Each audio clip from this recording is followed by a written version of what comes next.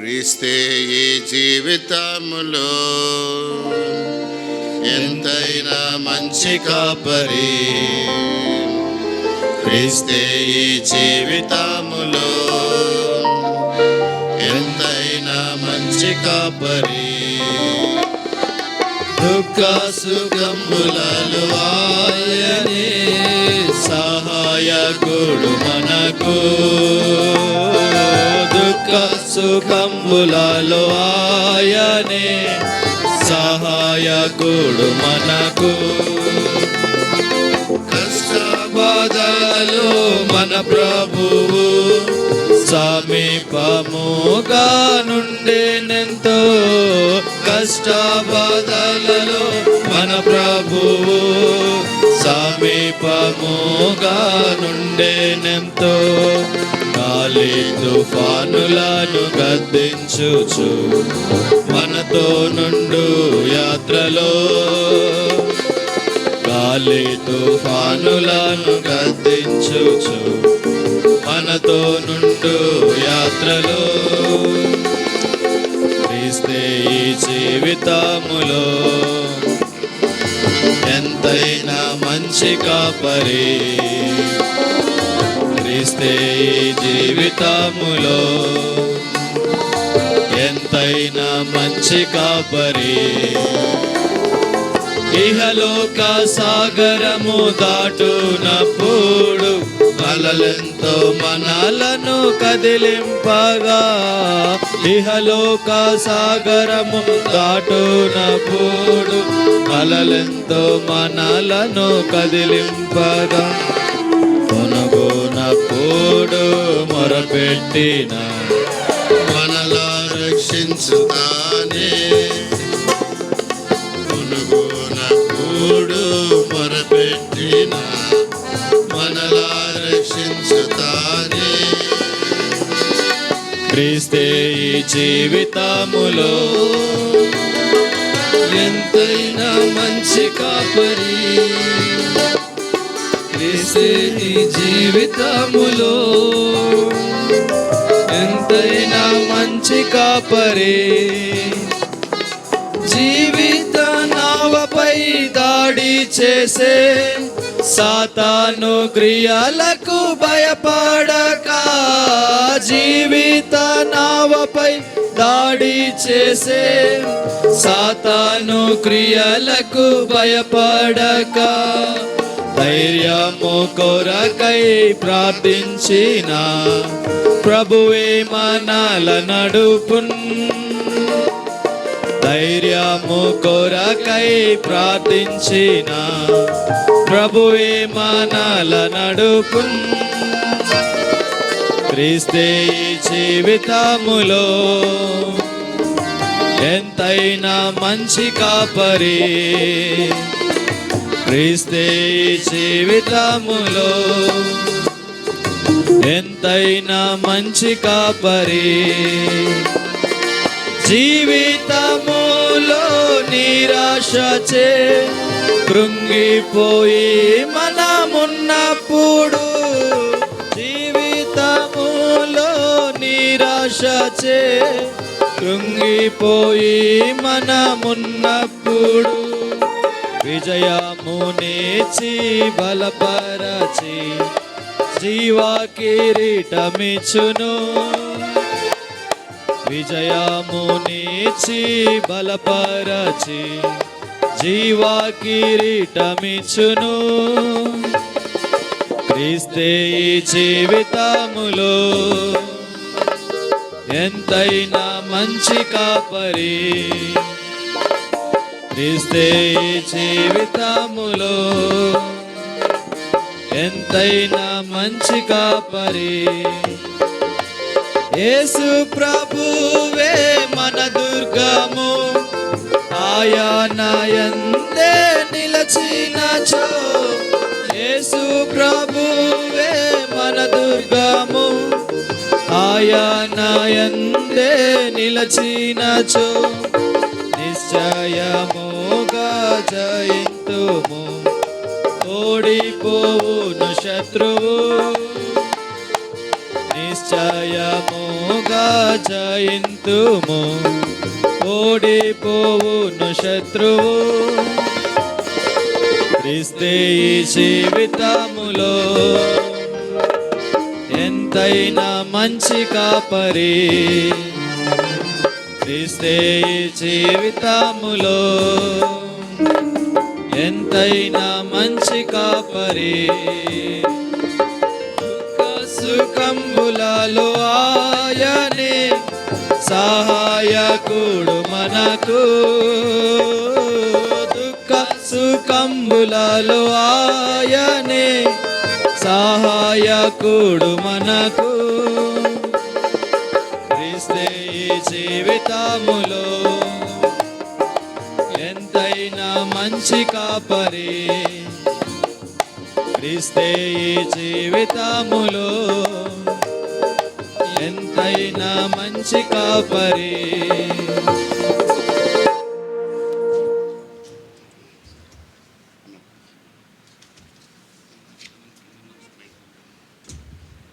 దయచేసి ఎవరు క్రింద ఉండొద్దండి, చర్చ్ ఫ్లోర్లోకి రావాలి. Please cooperate. దయచేసి ఎవరు క్రింద ఉండవద్దు. పైన చాలా స్థలం ఉంది. ఏదైనా ప్రత్యేకమైనటువంటి పని అప్పగించబడినటువంటి వారు మాత్రమే, వంట సిద్ధం చేసేటువంటి వారు ఒకరిద్దరు మాత్రమే క్రింద ఉండాలి. దయచేసి అందరూ కూడా పైకి రావాలని మనవి. దేవుని దాసులు వచ్చి కూర్చున్నారు, అక్కడిక్కడ ఎక్కడా కూడా నిలబడొద్దు. దయచేసి పైకి రావాలని మరొకసారి మనవి చేస్తూ ఉంటున్నాం. సాంగ్ షీట్స్లో నుంచి మన యొక్క థీమ్ సాంగ్ ఇదిగో ఈ మనుష్యుడు దేవుని కుమారుడు అనేటువంటి పాటను మనం అన్నగారితో ఒక పాట కలిసి పాడుతూ నేర్చుకుందాం. Song number 1 from the song sheet. మీ దగ్గర సాంగ్ షీట్ లేనట్లయితే మీ యొక్క చేయి చూపించండి, మీకు సాంగ్ షీట్స్ అందజేయబడతాయి.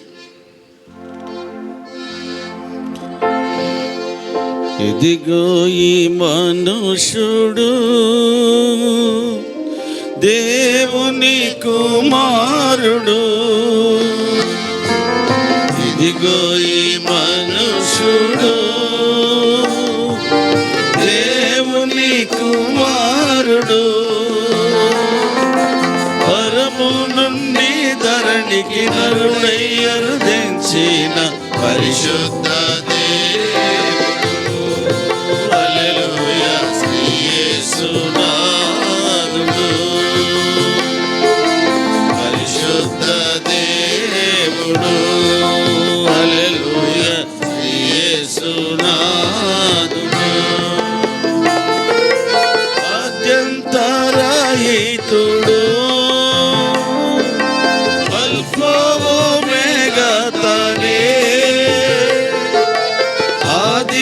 సంబోధుడు అసమానుండైన క్రీస్తు అత్యంతరహితుడు అల్ఫావోమేగతనే ఆది సంభూతుడు అసమానుండైన క్రీస్తు సర్వలోకమునకై గొర్రె పిల్లగ బలి అయి మృతుల నుండి లేచిన సజీవుడు. సర్వలోకమునకై గొర్రె పిల్లగ బలి అయి మృతుల నుండి లేచిన సజీవుడు. ఇదిగో ఈ మనుషుడు దేవుని కుమారుడు. ఇదిగో ఈ మనుషుడు దేవుని కుమారుడు. పరము నుండి ధరణికి నరుడై అరుదించిన పరిశుద్ధ దేవుడు. హల్లెలూయా శ్రీ యేసునాథుడు పరిశుద్ధ దేవుడు. హల్లెలూయా శ్రీ యేసునాథుడు.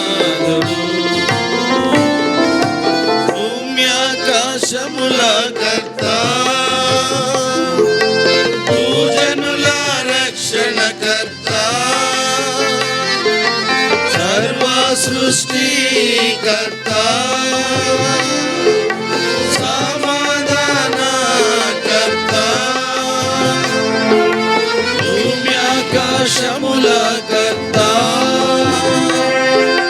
భూజనుల రక్షణకర్త సర్వ సృష్టికర్త సమాధానకర్త పాప విముక్తికై రక్తము చిందింప అభిషక్తుడైన క్రీస్తేశుడు పాప విముక్తికై రక్తము చిందింప అభిషక్తుడైన క్రీస్తేశుడు ఇదిగో ఈ మనుషుడు దేవుని కుమారుడు ఇదిగో ఈ మనుషుడు దేవుని కుమారుడు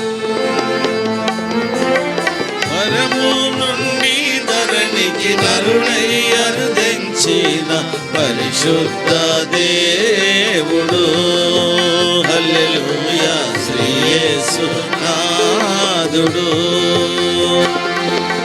పరిశుద్ధ దేవుడు హల్లెలూయా శ్రీ యేసునాథుడు ఈ ప్రభువే స్తోత్రార్హుడు ఆరాధనకు పాత్రుడు రాజుల రాజు యేసు ఎబినేజరై ఉన్నాడు ఈ ప్రభువే స్తోత్రార్హుడు ఆరాధనకు పాత్రుడు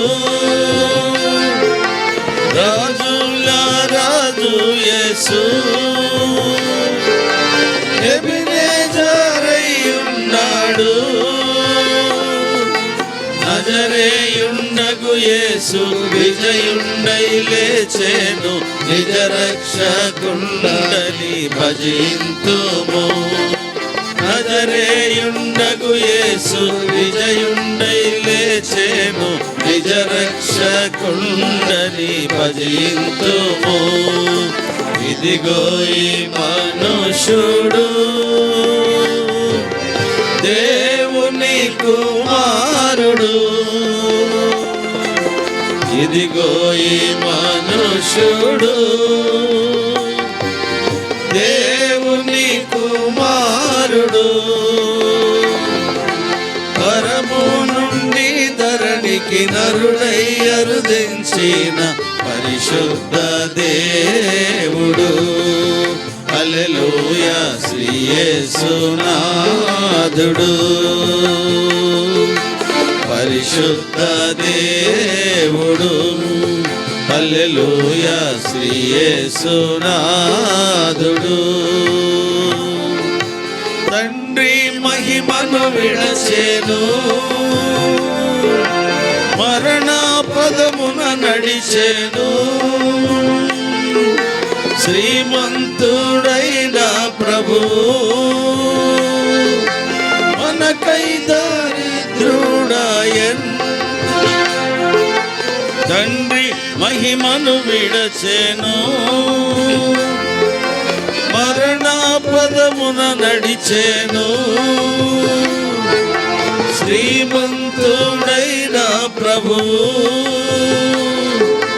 మనకై దరిద్రుడాయన్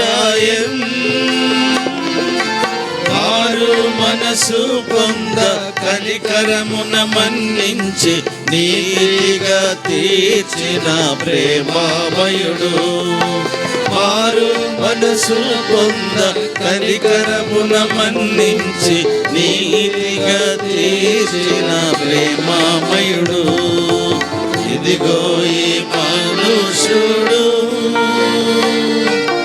దేవుని కుమారుడు ఇదిగో ఈ మనుషుడు దేవుని కుమారుడు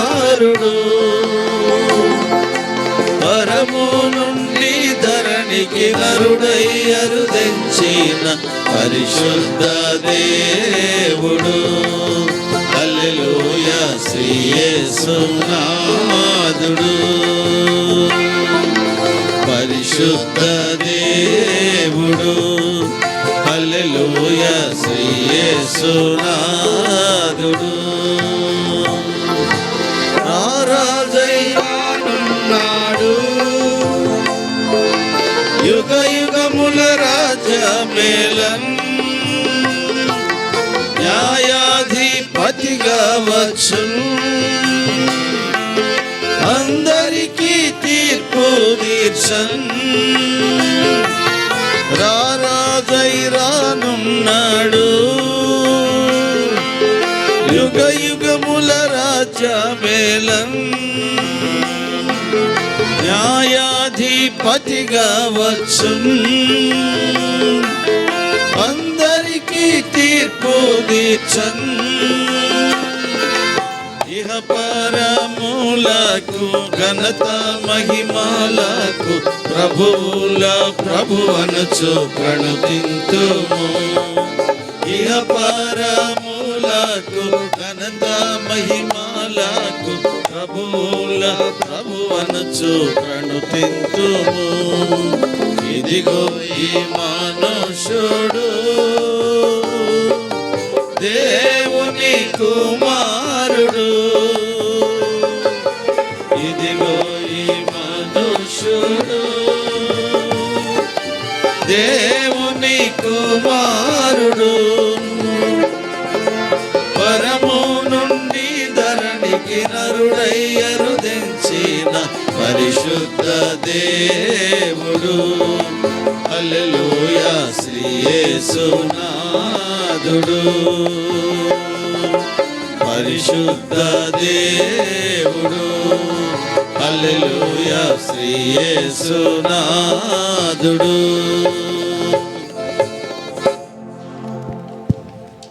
సాంగ్ షీట్స్లో నుంచి 11వ పాట పాడుకుందామండి. చివరిగా దేవుని వాక్యం వినక ముందు సాంగ్ నెంబర్ 11. నేను నిన్ను ఎన్నడు విడువను, నేను నిన్ను ఎన్నడు ఎడబాయను.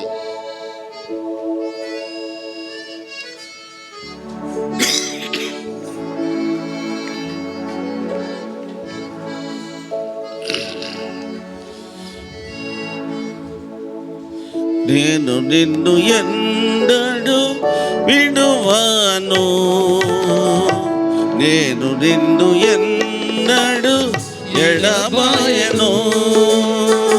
నేను నిన్ను ఎన్నడు విడువను, నేను నిన్ను ఎన్నడు ఎడబాయను.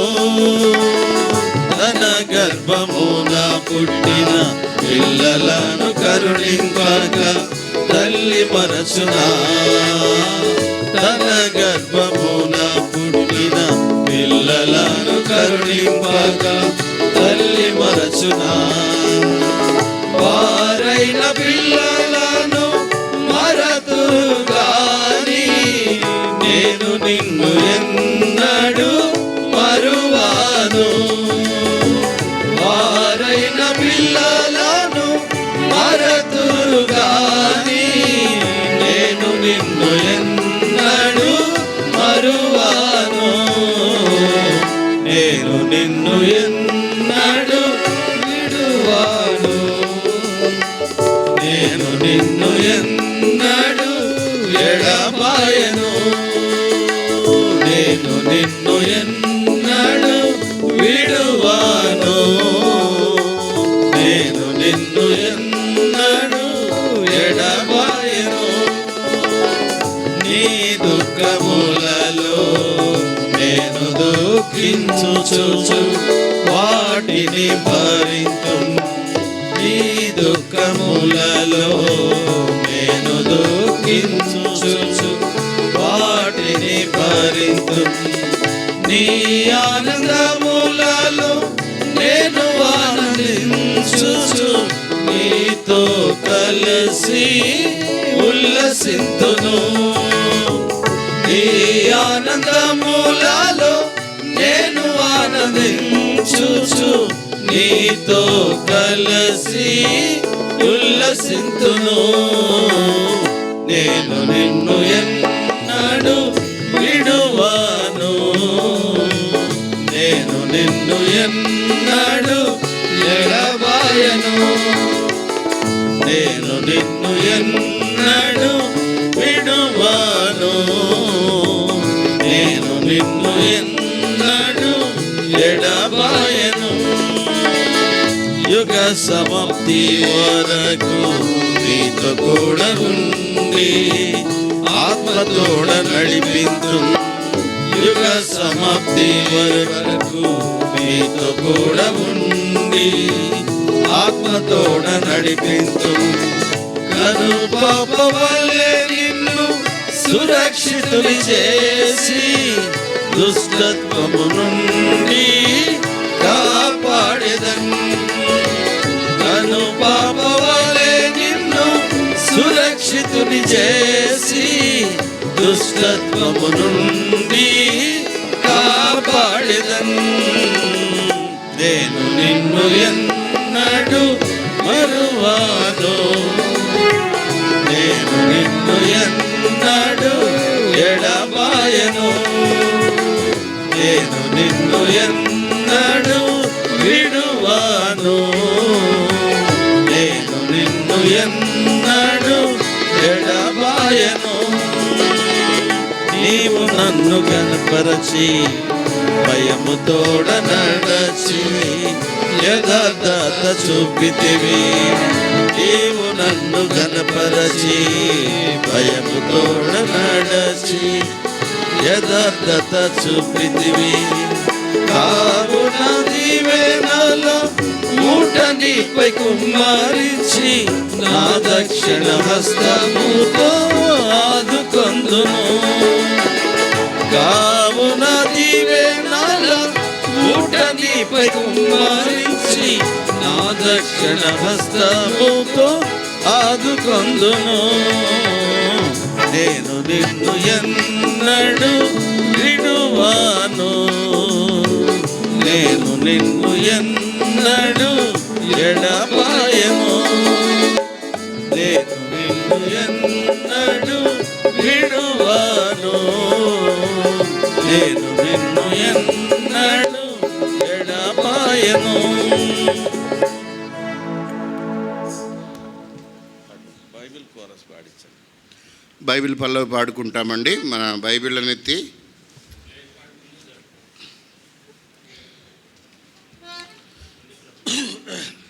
లేచి నిలబడి ఒకసారి ముందుకు జరిగి కూర్చుంటాం. లేచి నిలబడి పాడుకుందామండి.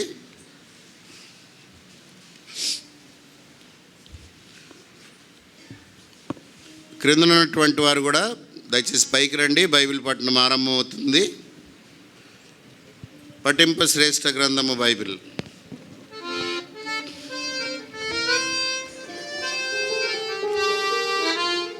పఠింప శ్రేష్ఠ గ్రంథము బైబిల్, పఠింప శ్రేష్ఠ గ్రంథము బైబిల్.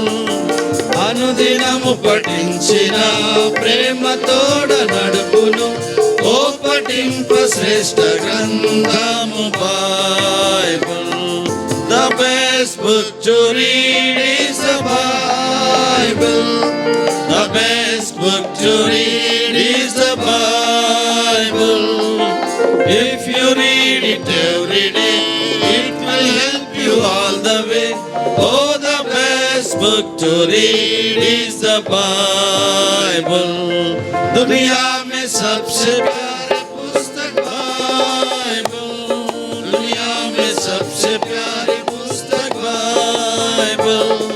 पढ़ेंगे उसको रोज बरोज, सामने खतरा कोई ना हो. वो दुनिया में सबसे प्यारी पुस्तक बाइबल.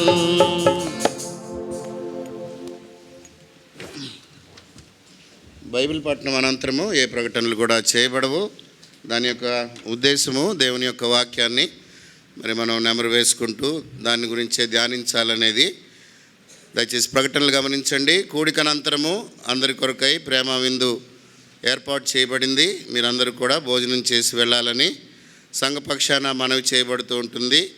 రేపు ఉదయకాలము ప్రభు దినాన 10 గంటలకు ఆరాధన కొరకై దేవుని మందిరంలో మరలా మనం కలిసి వస్తాం. ఈ 3 దినాల ప్రత్యేక కూడికలలో రేపు 3వ దినము కాబట్టి దయచేసి సమయానికి వచ్చి మనము దేవుణ్ణి మహింపరుస్తాము. మన యొక్క పూర్తి భాగాన్ని మనము దేవుని మందిరంలో పొందేవారముగా ఉంటాం.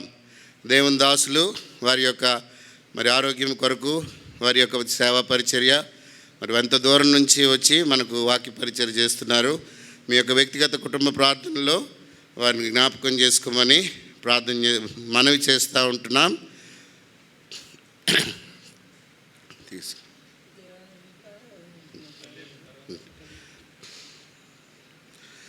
రేపు 10 గంటల నుంచి మనం ఆరాధన కలిగి ఉంటాం. మధ్యాహ్నము సంఘం అంతటికి ప్రేమ విందు మనం కలిగి ఉంటాం. మన యాన్యువల్ మీటింగ్స్ ఇవి. కాబట్టి థ్యాంక్స్ గివింగ్ లంచ్ రేపు మధ్యాహ్నం మనం కలిగి ఉంటాం. థ్యాంక్స్ గివింగ్ లంచ్ తర్వాత youth meeting, combined youth meeting కలిగి ఉంటాం.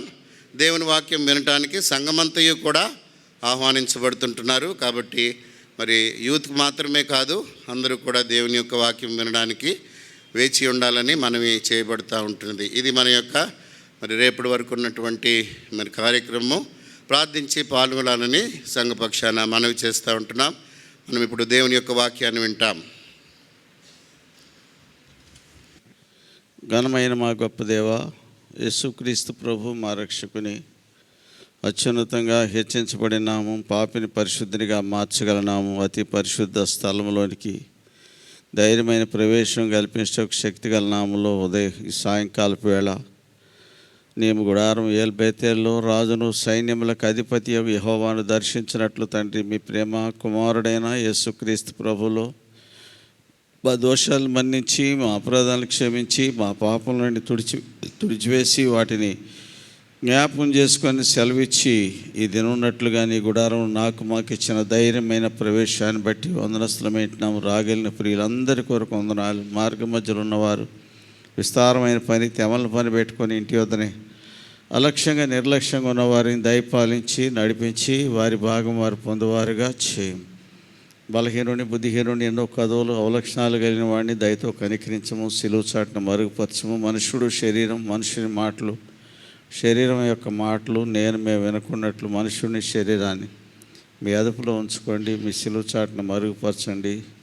మీరే మీ సింహాసనం నుండి మాటలు విడుదల చేస్తూ రమ్మని నిర్గమకాండం 25:22 ప్రకారం నేను నిన్ను అక్కడ కలుసుకొని 2 కెరూబుల మధ్య నుండి కరుణాపీఠం మీద నుండి శాసనముల నిబంధన మందస్సు నుండి నేను నీతో మాట్లాడుదును. నువ్వు ఆ మాటలు ఇశ్రాయేలుకు తెలపాలని ఆనాడు మోషేకు మీరు సెలవిచ్చిన ప్రకారం ఈ సాయంకాలపు వేళ మీరు మా దేవ మాతో మీరు ప్రభువా మీ స్వరాన్ని విడుదల చేయము. 2 కెరూబుల మధ్య నుండి కరుణాపీఠం మీద మాట్లాడుతున్న యెహోవా స్వరమును అతడు వినేను.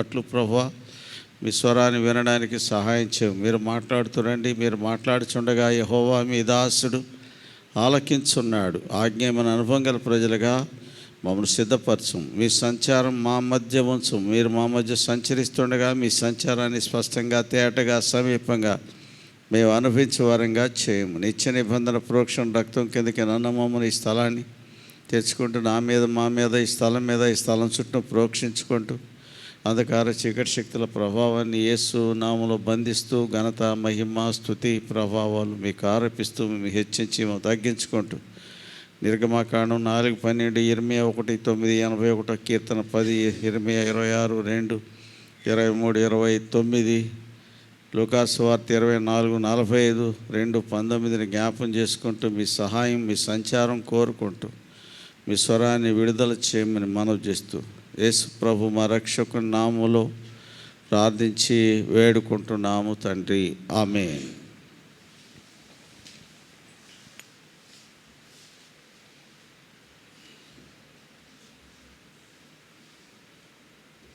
యోహాను సువార్త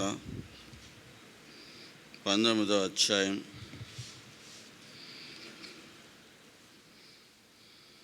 5వ వచనం.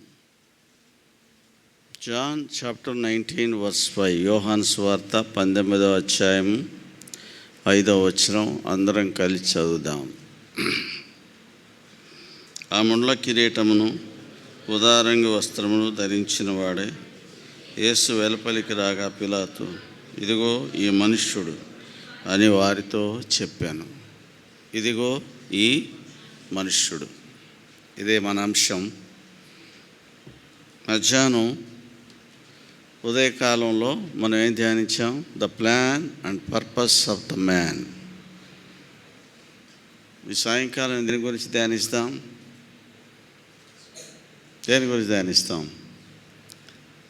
The resurrection of the man. ఆయన ఎక్కడికి వెళ్ళాడు? సిలువకి వెళ్ళాడు కదా, సిలువలో చనిపోయాడు కదా, పాతి పెట్టబడ్డాడు కదా. పాతి పెట్టబడినవాడు అక్కడే ఉన్నాడా? తిరిగి బయటకు వచ్చాడా? దాని గురించి మనం అంటే రిజరెక్షన్, పునరుత్థానం అనేది చాలా అద్భుతమైన అంశం. దాని గురించి మనం ధ్యానించాలా. క్రైస్తవ సమాజం దగ్గర ఈ పునరుత్థానాన్ని గురించిన పూర్తి పాఠం కానీ పూర్తి సమాచారం లేదు ఈ రోజుకి. అందుకే క్రైస్తవ సమాజం కొంత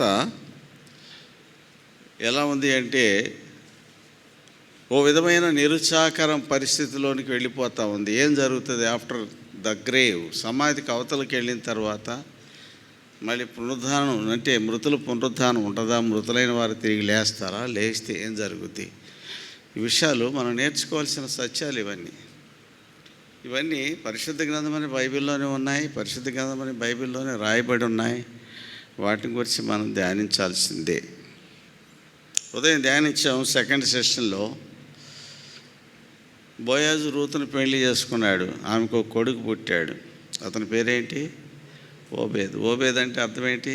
దాసుడు, సేవకుడు కదా. యేసుప్రభు వారు కూడా ఈ భూమి మీదకి ఎట్లా వచ్చాడు? దాసుడిగా వచ్చాడు, సేవకుడిగానే వచ్చాడు. కన్నది రూతు 17వ వచనంలో ఏముందంటే, ఆమె పొరుగు స్త్రీలు నయోమికి కుమారుడు పుట్టినని అతనికి ఏమని పేరు పెట్టారు? ఓబేద్ అని పేరు పెట్టారు కదా. కన్నది ఎవరు? రూతు. ఎవరి కుమారుడు అయ్యాడు? నయోమి కుమారుడు అయ్యాడంటే ఇప్పుడు నయోమి ఇంటి పేరు మోసేవాడు అయ్యాడు కదా. నయోమి కుమారుడు అని పిలువబడ్డాడు. కన్నది మరియా ఆ కుమారుడిని లోకానికి ఇచ్చేసింది. అందుకే ఆయన ఏమని పిలువబడ్డాడు? నశించిన దాన్ని వెదకి రక్షించటకు ఏ కుమారుడు? దేవుని కుమారుడు అని పిలువబడలే, మనిషి కుమారుడు కదా. మనిషి కుమారుడు అంటే కన్నాదే మరియా ఎవరి ఒళ్ళో వేసింది? లోకం ఒళ్ళో వేసింది, లోకానికి ఇచ్చేసింది ఆ కుమారుడు. అందుకే యోహాను సువార్త 3:16 ఏముంది? దేవుడు లోకముని ఎంతో ప్రేమించిన కాగా ఆయన తన అద్వితీయ కుమారునిగా పుట్టిన యేసుక్రీస్తునందు విశ్వాసముంచు ప్రతివాడు నశింపక నిత్యజీవం పొందినట్లు యేసుక్రీస్తును అనుగ్రహించాను. ఇచ్చేసాడు దేవుడు. ఆయన్ని లోకం వాళ్ళు వేసేసాడు, లోకానికి అప్పగించాడు. ఏమైనా చేసుకోండి, మీరు చంపుతారో ఉంచుతారో తుంచుతారో మీ ఇష్టం. వచ్చినవాడు సామాన్యుడు కాదు. ఇప్పుడు ఉదాహరణకి మన మధ్య వినాయక చవితి జరుగుతుంది, హిందువుల పండుగ. దాని ముఖ్య ఉద్దేశం ఏంటి? మీకు ఎవరికైనా తెలుసా? చెప్పరేమండి. దాని ముఖ్య ఉద్దేశం what is the behind the scene of Vinayaka Chaturthi? వినాయకుడు ఎవరు? వాళ్ళ ట్రెడిషన్లో దేవుని కుమారుడని లెక్కేసుకుంటారు కదా. దేవుని కుమారుడని లెక్కేస్తారు కాబట్టి దేవుని కుమారుని వాళ్ళ ఇంటికి తెచ్చుకుంటారు. 10 రోజులు 11 రోజులు బాగా అవి పెట్టి పోషిస్తారు. పేరు అయింది, తినేది వీళ్ళే కదా. తినేది వీళ్ళే. ఆయన పేరు పెట్టుకుని భజనలు భాజంత్రీలు ఇంటింటికి పెట్టి ఇంట్లో ప్రతి ఇంట్లో బొమ్మ పెట్టుకుంటారు. కారణం ఏంటి? ఎవరో మాట్లాడుతున్నారు, సైలెంట్గా కూర్చోండి. కారణం ఏంటి? ఇండియాలో మా ఇంటికి దేవుని కుమారుడు వచ్చాడు అని వాళ్ళు పండుగ చేసుకుంటారు. 10 రోజులు 11 రోజులు. తర్వాత ఏం చేస్తారు? మళ్ళీ ఏం చేయాలి? తీసుకెళ్ళి ఎక్కడ ఏం చేయాలా? తీసుకెళ్ళి ఏం చేయాలండి? చెప్పరే. బయట పారేస్తారా? ఎందుకు పారేయరు? మళ్ళీ నీళ్ళలో పడేస్తారు. ఎందుకు పడేస్తారు? ప్రతిదాని వెనక వాళ్ళు చేసే ప్రతిదాని వెనక బైబిల్ ఉంది, మర్చిపోకండి. ఏం చేస్తారు? నీళ్ళలో వేస్తారు. వినాయకుడు ఎవరి కుమారుడు? శివుని కుమారుడు. నీళ్ళంటే గంగ. గంగ ఎవరి భార్య? గంగ ఎవరి భార్య? శివుడి భార్యనే. వినాయకుడు సౌత్ తల్లి. అమ్మా, మీ కుమారుని మా ఇంటికి తెచ్చుకున్నాము, 10-11 దినాలు జాగ్రత్తగా మా ఇంట్లో పెట్టుకున్నాము, ఏ లోటు లేకుండా చూసుకున్నాము, మళ్ళీ తిరిగి నీ కుమారుడు నీకు అప్పగిస్తున్నామని తీసుకెళ్ళి గంగలో వేసేస్తారు. తల్లి తిరిగి ఆమె తల్లికి అప్పచెప్తారు. That is the motive behind their immersion. దీన్నే 2000 సంవత్సరాలు వెనక్కి వెళ్ళండి. ఎవరు వచ్చారు? దేవుని కుమారుడు వచ్చాడు. వాళ్ళు కూడా దేవుని కుమారుడు వస్తున్నాడని చెప్పేసి ఎట్లా తెచ్చుకుంటారు? ఎట్లా తెస్తారు? ఓ బొమ్మను తీసుకుని ఓ పెద్ద ట్రాక్టర్లో, మనం పోయిన 5వ తారీఖు నేను బెంగళూరు వెళ్తున్నా. ఆ చిన్న చితక బొమ్మలు అక్కడ దొరకవు వాళ్ళకి. కాబట్టి వాళ్ళు ఏం చేశారంటే, ఏదో లారీలో కట్టుకుని వెళ్తున్నారండి. హైదరాబాద్ నుంచి ఒక్కొక్కటి సుమారు 20 ఫీట్లు ఎత్తున్న బొమ్మల్ని వాళ్ళు లారీలో కట్టుకుపోతున్నారు. ఎక్కడికి? బెంగళూరుకి. అర్థమైందా? ఉద్దేశం ఏంటి? మా ఇంటికి ఎవరు రావాలా? దేవుని కుమారుడు రావాలి. దేవుని కుమారుడు మాతో ఉండాలి. నిజమైన దేవుని కుమారుడు, దేవుడు తన కుమారుని పంపించాడు లోకంలోకి. నువ్వు బ్యాండ్ మేళంతో తీసుకొచ్చావా? చెప్పరే. ఓ మంటపం కట్టావా? చెప్పరే. లడ్డూలు వాయినాలు పెట్టావా? దద్దోజనాలు పెట్టావా? అన్నదానాలు పెట్టావా? పెట్టలేదు. పైపెచ్చి ఆయనకి నిక్కినేం పెట్టావు? తిండిపోతాని. దయ్యాలకు అధిపతి అని పేరు పెట్టావు కదా.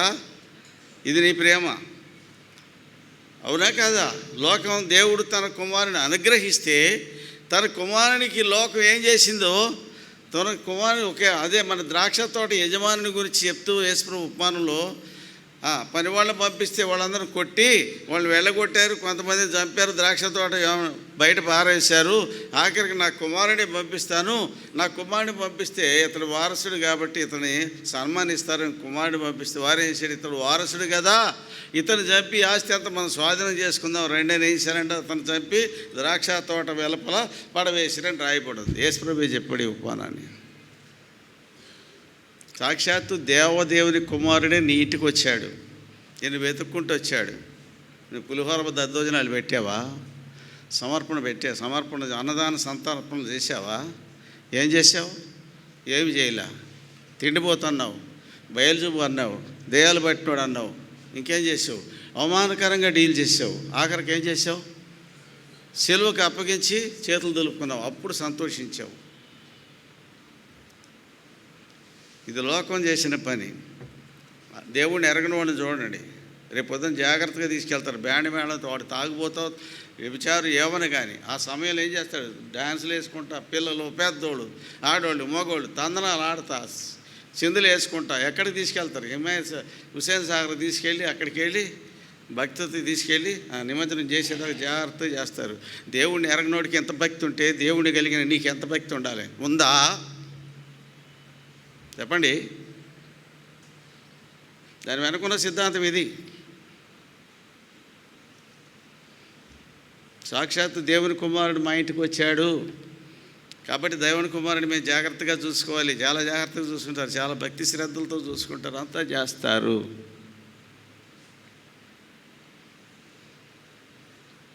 ఎందుకు ఇచ్చాడు దేవుని కుమారుడు? దేవుడు తన కుమారుడిని పంపించాడు. ఎంత పంపించాడు? ఆయన స్త్రీ యందు పుట్టి ధర్మశాస్త్రం లోబడిన వారిని విమోచించడానికి ధర్మశాస్త్రానికి లోబడ్డాడు. ఆయన సిలువ మరణానికి అప్పగించడానికి ఒప్పుకున్నాడు. ఎవడు వేయాలి సిలువ?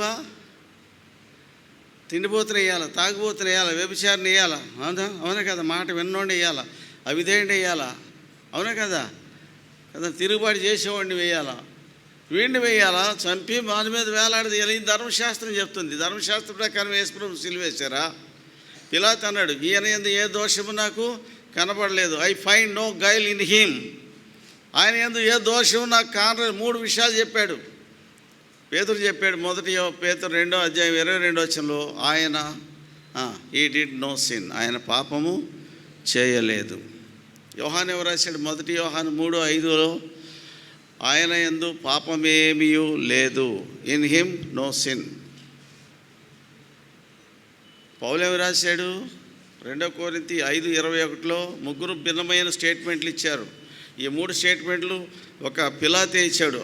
ఆయన ఏమి చేశాను, ఆయన ఏ పాపం చేసిన వాడు కాదు కదా అన్నాడు పిలాతు. తర్వాత పిలాతు ఏమన్నాడు? ఆయన పాపము ఎరగడని చెప్పాడు. ఇంకేమన్నాడు పిలాతు? ఇతడు ఏ దుష్కార్యము చేశాను కదా. 3 స్టేట్మెంట్లు ఇచ్చాడు పిలాతు. ఈ 3 స్టేట్మెంట్లు ముగ్గురు 3 కాలాల్లో ఇచ్చారు. పౌలేమో 2 కొరింథీ 5:21లో మనం ఆయన దేవుని నీతి అగినట్లు పాపం ఎరగని ఆయనను, he knew no sin, Yesu పాపం ఎరగని వాడని పౌలు రాశాడు. ఆయన యందు పాపమేమీ లేదు, in him no sin at all, అంటే ఆయనలో పాపం ఏమీ లేదని యోహాను రాశాడు. హీ డిడ్ నో సిన్, ఆయన పాపం చేయలేదని పేతురు రాశాడు. ఈ 3 క్వాలిటీస్ యేసు ప్రభువులు ఉన్నాయి. రేపు యేసు ప్రభుకు కావాల్సింది కూడా ఇదే పెళ్లి కుమార్తె. ఇలాంటి క్వాలిటీస్ ఉన్న స్త్రీనే పెళ్లి చేసుకుంటాడు. ఇలాంటి స్త్రీనే పెళ్లి చేసుకుంటాడు. రెబెకాను గురించి రాస్తూ 24:16 ఆదికాండంలో ఆ చిన్నది మిక్కిలి చక్కనిది అంటే విశ్వాసికి చక్కదనం ఎట్లా వస్తుంది? ఏమండి, విశ్వాసికి చక్కదనం ఎట్లా వస్తుంది? దానియేలట రాజు భుజించు భోజనము, రాజు పానం చేయి ద్రాక్షారసం పుచ్చుకొని తను అపవిత్రపరచుకొనకూడదని దానియేలు ఉద్దేశించి, దానియేలు 1:8లో ఉంది. 10 దినములు అయిన తర్వాత వారి ముఖములు రాజు భోజనం భుజించు బాలుర ముఖములందరికంటే సౌందర్యముగాను కళగాను కనపడగా, అంటే దానియేలు ముఖంలో సౌందర్యం ఎట్లా వచ్చిందంటే రాజుగారు భుజించే భోజనం తినకుండా తాను అపవిత్రుడు కాకుండా చూసుకున్నాడు. అంటే అపవిత్రత లేనివాడు ముఖం సౌందర్యంగా ఉంటుంది. అందుకే రెబెకా సౌందర్యవతి ఎట్లయిందంటే ఎందుకు చక్కదనం వచ్చింది? మిక్కిలి చక్కంది కాదు, మిక్కిలి చక్కదనంలో హై ప్రొఫైల్. అది మిక్కిలి చక్కది. Beauty is different from more beauty, అంటే హై ప్రొఫైల్. ప్రపంచ అందగత్తె ఆమె. సాలార్జంగ్ మ్యూజియం వెళ్ళినప్పుడు చూసిరండి, రెబెకా ప్రతిమ ఉంది, పాలరాతి విగ్రహం ఉంది. నేను 30 ఏళ్ల క్రితం ఎప్పుడో చూసిన గుర్తు నాకు. ప్రపంచ సుందర ఆమె, అంత చక్కనిది ఆమె, మిక్కిలి చక్కనిదని రాశాడు పరిశుద్ధాత్మ దేవుడు. తర్వాత రెండోది ఆమె కన్యక. కన్యక అంటే శీలము కోల్పోని స్త్రీని కన్యక అంటారు. వర్జినిటీ కలిగిన స్త్రీని కన్యక అంటే పురుషునితో సంబంధము లేని స్త్రీ. She knew no man. తర్వాత మూడవది, ఏ పురుషుడు ఆమెను కూడలేదు, అంటే ఏ పురుషుడితో కూడా ఆమె పాపము చేయలేదు. She did no sin, she knew no man, she knew no sin, అలాగే ఇన్ హర్ నో సిన్. ఈ 3 లక్షణాలు ఆమెలో ఉన్నాయి. కాబట్టి ఆమె రెబెకా ఇస్సాకు యొక్క పెళ్లి భార్యగా, అదే సంఘానికి ప్రతిరూపం. రేపు సంఘం కూడా అదే రూపురేఖలు ఉంటేనే ఆయన పెళ్లి చేసుకుంటాడు. అర్థమైంది? ఆయన పెళ్లి చేసుకోడు. ఆయన గుర్తుపెట్టుకోండి. గుడ్డిదాన్ని గోనిదాన్ని చదవండి. లేవీకాండం 21వ అధ్యాయం 10వ వచనం 13వ వచనం. లేవీకాండం 21.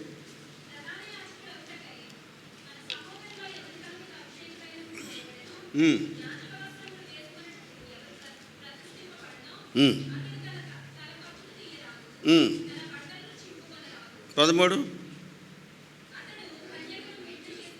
అతడు ఎవరిని పెళ్లి చేసుకోవాలా? కన్యకను పెళ్లి చేసుకోవాలి. తర్వాత విధవరాలనైనను, విన్నాడబడిన దాన్నైనను, భ్రష్టురాలనైనను, జార స్త్రీనైనను కన్యకనే పెళ్లి చేసుకొని వాళ్ళు. అట్లాంటి స్త్రీనే పెళ్లి చేసుకుంటాడు ప్రధాన యాజకుడు. మనకు ప్రధాన యాజకుడు ఉన్నాడు, అట్లాంటి దాన్నే పెళ్లి చేసుకుంటాడు. ఎవరిని పడితే వాళ్ళని పెళ్లి చేసుకోడు ఆయన. అవునా కదా? దట్ ఈజ్ ఈ స్టేచర్. కాబట్టి ఇలాంటి వ్యక్తిత్వం యేసు ప్రభువుది. యేసు ప్రభు సామాన్యమైన వ్యక్తిత్వం కాదు. ఆయన ఒక్క పట్టాన అర్థం కాలే. అందుకే యెషయా రాశాడు, ఆయన అనేకులకి నలుగుడు పడ్డు మింగుడు పడ్డు. But at the same time ఆయన అనేకులకి అర్థమవుతాడు, సులువుగా అర్థమవుతాడు. చేపలు పట్టుకున్న వాళ్ళకి అర్థమయ్యాడు కదా, అవునే కదా? బిషప్పులకి అర్థమయ్యాడా? శాస్త్రుల పరిచయాలకి అర్థమయ్యాడా? నిలువు కోట్లు వేసుకున్న వాళ్ళకి, సామాన్యుడు భక్సింగ్ గారికి అర్థమయ్యాడు, మోకాళ్ళ మీద ఉన్న భక్సింగ్ గారికి అర్థమయ్యాడు. ఆర్చి బిషప్పులకి పోపులకి ఆయన అర్థమే కాల. That is he stature. ఆయన ఔన్నత్యం అది. సామాన్యుడికి అర్థమవుతాడు యేసు ప్రభు, సామాన్యతలో ఉంటాడు యేసు ప్రభు. కారణం ఏంటంటే ఆయన పుట్టుక సామాన్యమైంది, ఆయన జీవన విధానం సో సింపుల్, చాలా సామాన్యమైంది. అందుకే సామాన్యులకి ఆయన అర్థమయ్యాడు. పెద్ద పెద్దవాళ్ళు గొప్ప వాళ్ళకి మత నాయకులకి ఆయన అర్థం కాలే, నలుగుడు పడలే మింగుడు పడలే. ఆయన సిలువేశారు, సిలువేసిన తర్వాత మూడో దినాన పునరుద్ధానుడై తిరిగి లేచాడు. యేసు ప్రభు పునరుద్ధానం దేని గురించి మాట్లాడుతుంది? అర్థమైందండి? యేసు ప్రభు యొక్క పునరుద్ధానం దేని గురించి మాట్లాడుతుంది? ఏమని సమాచారం ఇస్తుంది అది? చెప్పండి. దానిలో ఉన్న యూనిక్నెస్ ఏంటి? దానిలో ఒక విశేషం ఉంది, ఒక స్పెసిఫిక్ అంటే మీనింగ్ ఉంది ఆ పునరుద్ధానంలో. దాన్ని మనం తెలుసుకోవాలా, దాన్ని మనం అర్థం చేసుకోవాలా. యేసు ప్రభు తిరిగి లేకపోతే పాపికి నిరీక్షణ లేదు. 1 కొరింథీ పత్రిక 15వ అధ్యాయంలో అపోస్తలుడైన పౌలు ఈ పునరుద్ధానాన్ని గురించి బహు విశేషంగా రాశాడు. 15వ అధ్యాయం 1 కొరింథీ పత్రిక. పౌలు పత్రికలో కొరింథీ పత్రికను మీరు బాగా చదవండి. ఎన్నిసార్లు చదివితే మీకు అంత తేలిక అర్థం అవుద్ది. ప్రతి అధ్యాయము విశేషంగా ఉంటుంది, ప్రతి అధ్యాయంలో ఒక విశేషం ఉంటుంది.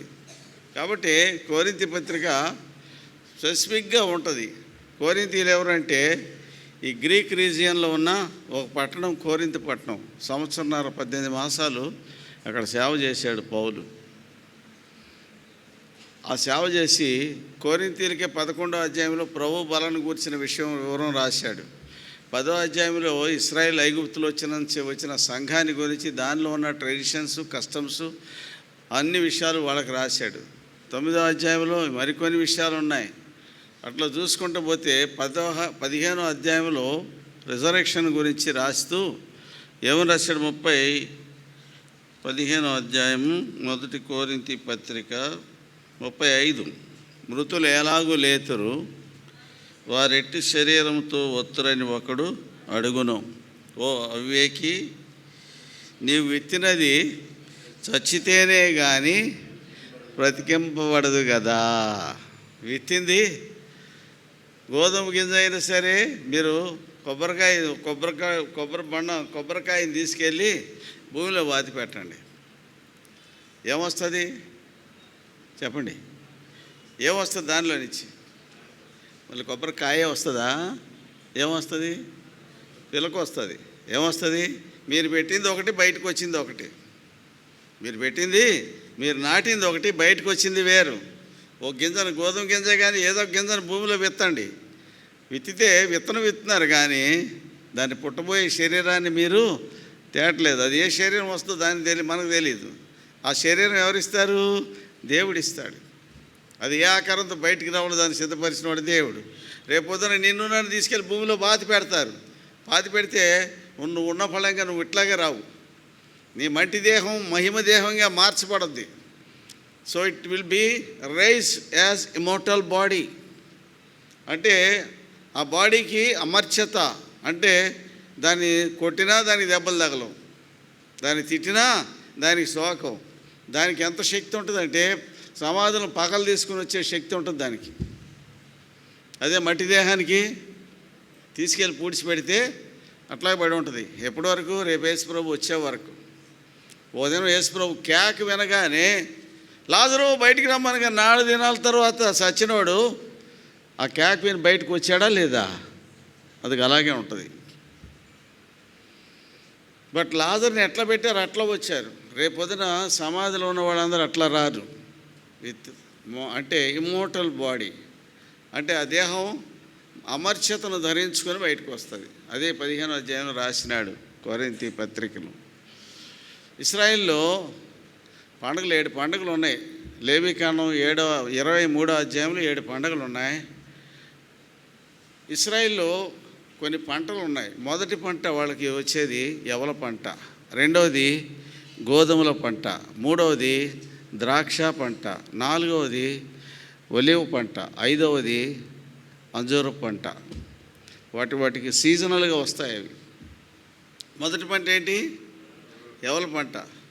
ఆ యవల పంట ఎప్పుడు వస్తుందంటే మొదటి మాసంలో వాళ్ళు పస్కాని గొర్రెపిల్లను వధించిన తర్వాత 7 దినాలు పులిన రొట్టెలు తింటారు. తిన్నాక 7వ దినం విశ్రాంతి దినం.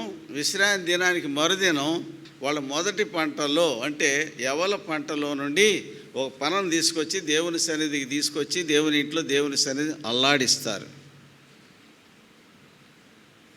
దాన్నే వేవింగ్ షీఫ్, అల్లాడించు పన. అది ఎప్పుడు జరుగుద్ది? ఆదివారం నాడు. దేనికి గుర్తుంది? భూమిలో విత్తిన విత్తనమేమో యవల గింజలు, వచ్చిందేమో పంట వచ్చింది కదా. ఏమొచ్చింది? పంట వచ్చింది. ఆ పంటను కోసుకొచ్చి దేవుని సన్నిధిని అల్లాడించారు. ఇది దేనికి గుర్తు అంటే యేసు ప్రభు వారి యొక్క పునరుద్ధానానికి గుర్తు. యేసు ప్రభు వారి యొక్క పునరుద్ధానానికి గుర్తు. అది అయిన తర్వాత 50 దినాలకి మళ్ళీ రెండో పంట వస్తుంది. ఆ రెండో పంట ఏం చేయాలా?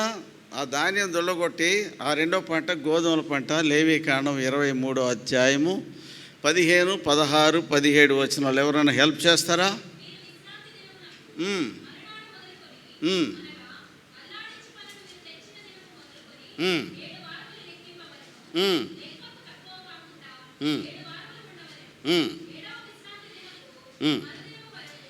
ఏడో దినం విశ్రాంతి దినం. మరుదినం అంటే 7 49 దినాలు.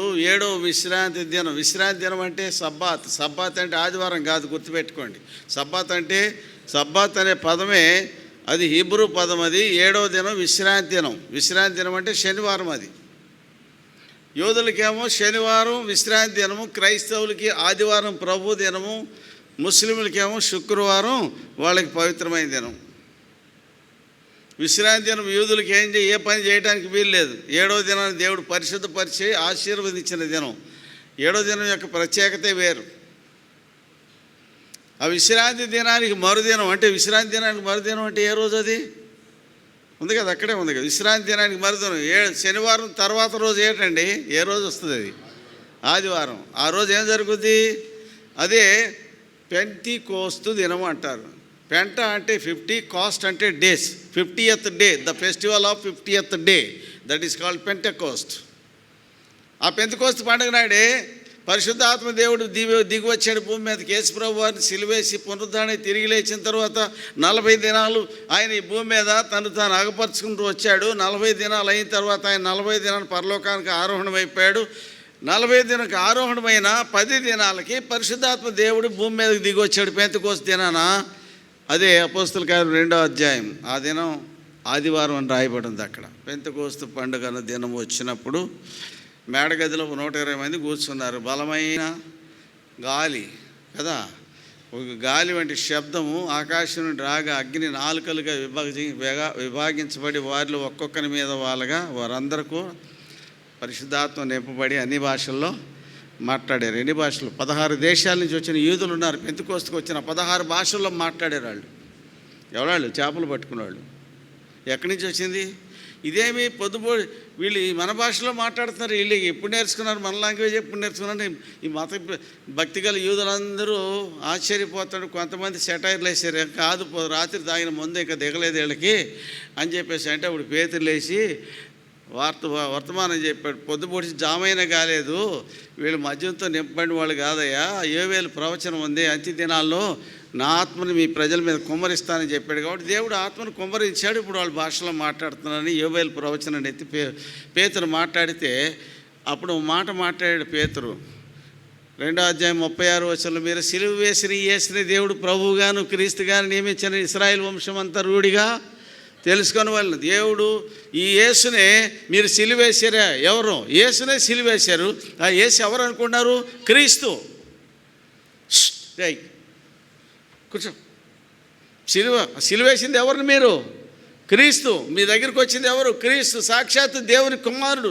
ఆ దేవుని కుమారుడు మీరేం చేశారు? ఆయన ప్రభువుగాను నియమించారు. యేసు, క్రీస్తు, ప్రభు 3 మాటలు ఉన్నాయి.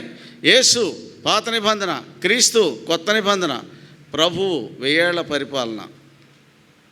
యేసు 1000 ఏళ్ల పరిపాలనలో ప్రభు అని పిలువబడతాడు. పాత నిబంధనలో యేసు అదృశ్యుడు. పొద్దున్న ధ్యానించాం. యేసు అంటే తన ప్రజలను వారి పాపం నుండి ఆయనే రక్షించను కనుక ఆయనకి ఏం పేరు? రక్షకుడు యేసు. ఇప్పుడు క్రీస్తు కాలం ఇది. పరిశుద్ధాత్మ దేవుడు అభిషిక్తుని యొక్క కాలంలో ఉన్నాం మనం. క్రీస్తు పరిశుద్ధ స్థలం, యేసు ఆవరణము, క్రీస్తు పరిశుద్ధ స్థలము, ప్రభువు అతి పరిశుద్ధ స్థలం. దేవుడు సింహాసనాసీనుడే ఏలుబడి చేసేది అతి పరిశుద్ధ స్థలంలో ఆయన సింహాసనం ఉంటుంది. సింహాసనాసీనుడు అంటే ప్రత్యక్ష గుడారాలు 3 భాగాల్లో యేసు ఆవరణలోకి వచ్చాడు. ఆవరణలోనే సిలువ వేయబడ్డాడు కదా. ఆవరణలు ఏముంటాయండి? ఆవరణలు ఏముంటాయి చెప్పండి, మీరు చెప్పాలా. ఆవరణలు ఏముంటాయి? చాలా చోట్ల వేస్తే ప్రశ్నలు రకరకాల జవాబులు వచ్చినాయి. ఆవరణలు ఏముంటాయి? ఇంకా ముందేముంటుంది? బలిపీఠమా గంగాళమా? ముందుండేది ఏంటి? గంగాళం. తర్వాత ఏమండి మీకు ప్రశ్న, మీరు మారుమనసు పొంది బాప్తీసం పొందారా? బాప్తీసం పొంది మారుమనసు పొందారా? మీకు అర్థం కాకపోతే హిందువులు గుడి ముందు నిలబడండి. గుడి ముందు ఏముంటుంది? ఒక దిమ్మ ఉంటుంది, దిమ్మ మీద స్తంభం ఉంటుంది. ఏంటది? బలిపీఠం. ఏంటది? ధ్వజస్తంభం, బలిపీఠం. కొంచెం పక్కెళ్ళండి, ఒక కోనేరు ఉంటుంది. కోనేరు దేనికి గుర్తు? గంగాళం. సిస్టమ్ ఎక్కడుంది? ఇక్కడే ఉంది. దీన్ని తీసుకుని ప్రతి చోట అదే ఆధారం వాళ్ళకి. ఇంకొంచెం ముందుకెళ్తే గుడి ఉంటుంది, 2 భాగాలు ఉంటాయి. పిల్ల పూజారులు ఉండేదేమో ముందు భాగం, తర్వాత లోపలికి ఉండేదాన్ని ఏమో గర్భగుడి అంటారు. అక్కడ దేవుణ్ణి పెడతారు. అక్కడ పెద్ద పూజారు ఉంటాడు. పిలక గిలక మంచి అట్టహాసంగా పెద్ద పుట్ట గిట్ట ఉంటుంది. ఇక్కడేమో పిల్ల పూజారులు ట్రైనీస్ ఉంటారు. ఎక్కడ? ముందు భాగంలో. సిస్టమ్ అంతా బైబిల్ సిస్టమే. వాళ్ళకి ఏం దేవుడు లేడు, ఏమీ లేదు. కానీ ఇక్కడ కాపీ చేసి అక్కడ పేస్ట్ చేసుకున్నారు. దాన్ని అనుసరిస్తుంది లోకం. అర్థమైందా? ముందుండేది ఏంటి? గంగాళం కాదు, ముందుండేది సిలువ. సిలువ లేకుండా మారు మనసు లేదు. మారు మనసు లేకుండా బాప్తీసం ఎక్కడ తీసుకుంటావు? మారు మనసు దొరికేదే సిలువ దగ్గర. కాబట్టి నువ్వు రావాల్సింది సిలువ దగ్గర. సిలువ దగ్గరికి వస్తేనే మారు మనసు. సిలువ ముందు పెడితేనే దానికి అర్థం ఉంది. సిలువను తీసుకెళ్ళి వెనకాల పెట్టి నువ్వు గంగాళం దగ్గరికి వచ్చి బాప్తీసం తీసుకుని మారు మనసు పొందుతావా? ఇవాళ చాలామంది క్రైస్తవులకి బేసిక్సే తెలియదు. అది విచిత్రం. బేసిక్స్ తెలియని క్రైస్తవులు అయిపోయినారు. ముందుండేది గంగాళం కాదు, ఏముంది? ప్రత్యక్ష గుడారంలో బలిపీఠం, సిలువ. సిలువ దగ్గరే మనుషుల పాపాలని ప్రక్షాళన చేసి దేవునితో సమాధాన పడతాడు. సిలువ దగ్గర సమాధాన పడినవాడు సమాధాన పడిన దానికి గుర్తుగా గంగాళం దగ్గరికి వెళ్ళి చేతులు కాళ్ళు కడుక్కుంటాడు. అది బాప్తీస్మం. బాప్తీసం అయిన తర్వాత పరిశుద్ధ స్థలంలోకి వెళ్తాడు. అక్కడ సన్నిధి రొట్టెల బల్ల ఉంది, ద్రాక్షారస పాత్ర ఉంటుంది. ఆ బల్ల యాజకుడు తింటాడు. అదే సన్నిధి రొట్టెల వల్ల. ఆ తర్వాత ధూపవేదిక ఉంటుంది, ప్రార్థన. వీరు అపోస్తల బోధ ఎదురు, సహవాసమందును, రొట్టె విరిచేందును, ప్రార్థన చేయటం. బల్ల ఉంది, సన్నిధి రొట్టెల బల్ల ఉంది, భోజనం. ఇంకేముంది? పక్కన ధూపవేదిక ఉంది, బంగారు ధూపవేదిక, ప్రార్థన. దీపవృక్షం ఉంది, సాక్ష్యం, వెలుగు. తర్వాత ఇంకేముంది? ఆ సన్నిధి రొట్టెల బల్ల దాటుకుని అతి పరిశుద్ధ స్థలం 2వ తెరలోకి వెళితే అక్కడ నిబంధన మందస్సు ఉంది. అక్కడేముంది? నిబంధన మందస్సులు ఏమున్నాయి? ధర్మశాస్త్రం గల రాతి పలకలు ఉన్నాయి. అపోస్తుల బోధ ఉంది, సహవాసం ఉంది, రొట్టె విరిచి ఉంది, ప్రార్థన ఉంది. ఇవన్నీ ఎక్కడున్నాయి? ప్రత్యక్ష గుడారాలు ఉన్నాయి. ఇది వంత ఓల్డ్ సిస్టంలో ఉంది. అదే తీసుకొచ్చి ఇక్కడ పెట్టాడు కొత్త నిబంధనలో. అంతేగాని పాత లేని దాన్ని ఎక్కడ దేవుడు తీసుకొచ్చి పెట్టలేదు కొత్త నిబంధనలో. అంత పాత నిబంధనలు ఏదుందో అదే బయటికి కొత్త నిబంధనలు వెలుగులోకి వచ్చింది. ఇప్పుడు మనం పెంతెకోస్తు దగ్గర ఉన్నాం. పెంతెకోస్తు నాడు ఏం చేస్తారు? 2 రొట్టెలు నేను ఎప్పుడు చదవండి, లేవికాండం 23వ అధ్యాయం 15, 16, 17 వచ్చిన. అల్లాడించు అర్పణ తెచ్చిన దినం మొదలుకొని లెక్కకు తక్కువ కాకుండా 7 వారం లెక్కించి 7వ విశ్రాంతి దినంకు మరునాడు 2 రొట్టెలు ఏం చేయాలా? వాటి పులి పెట్టి కాల్చాల, ఈస్ట్ కలపాల. 2 రొట్టెలు ఏముందండి? చదవండి 2 రొట్టెలు, లేదా 16, 17 వచ్చిన చదవమ్మా.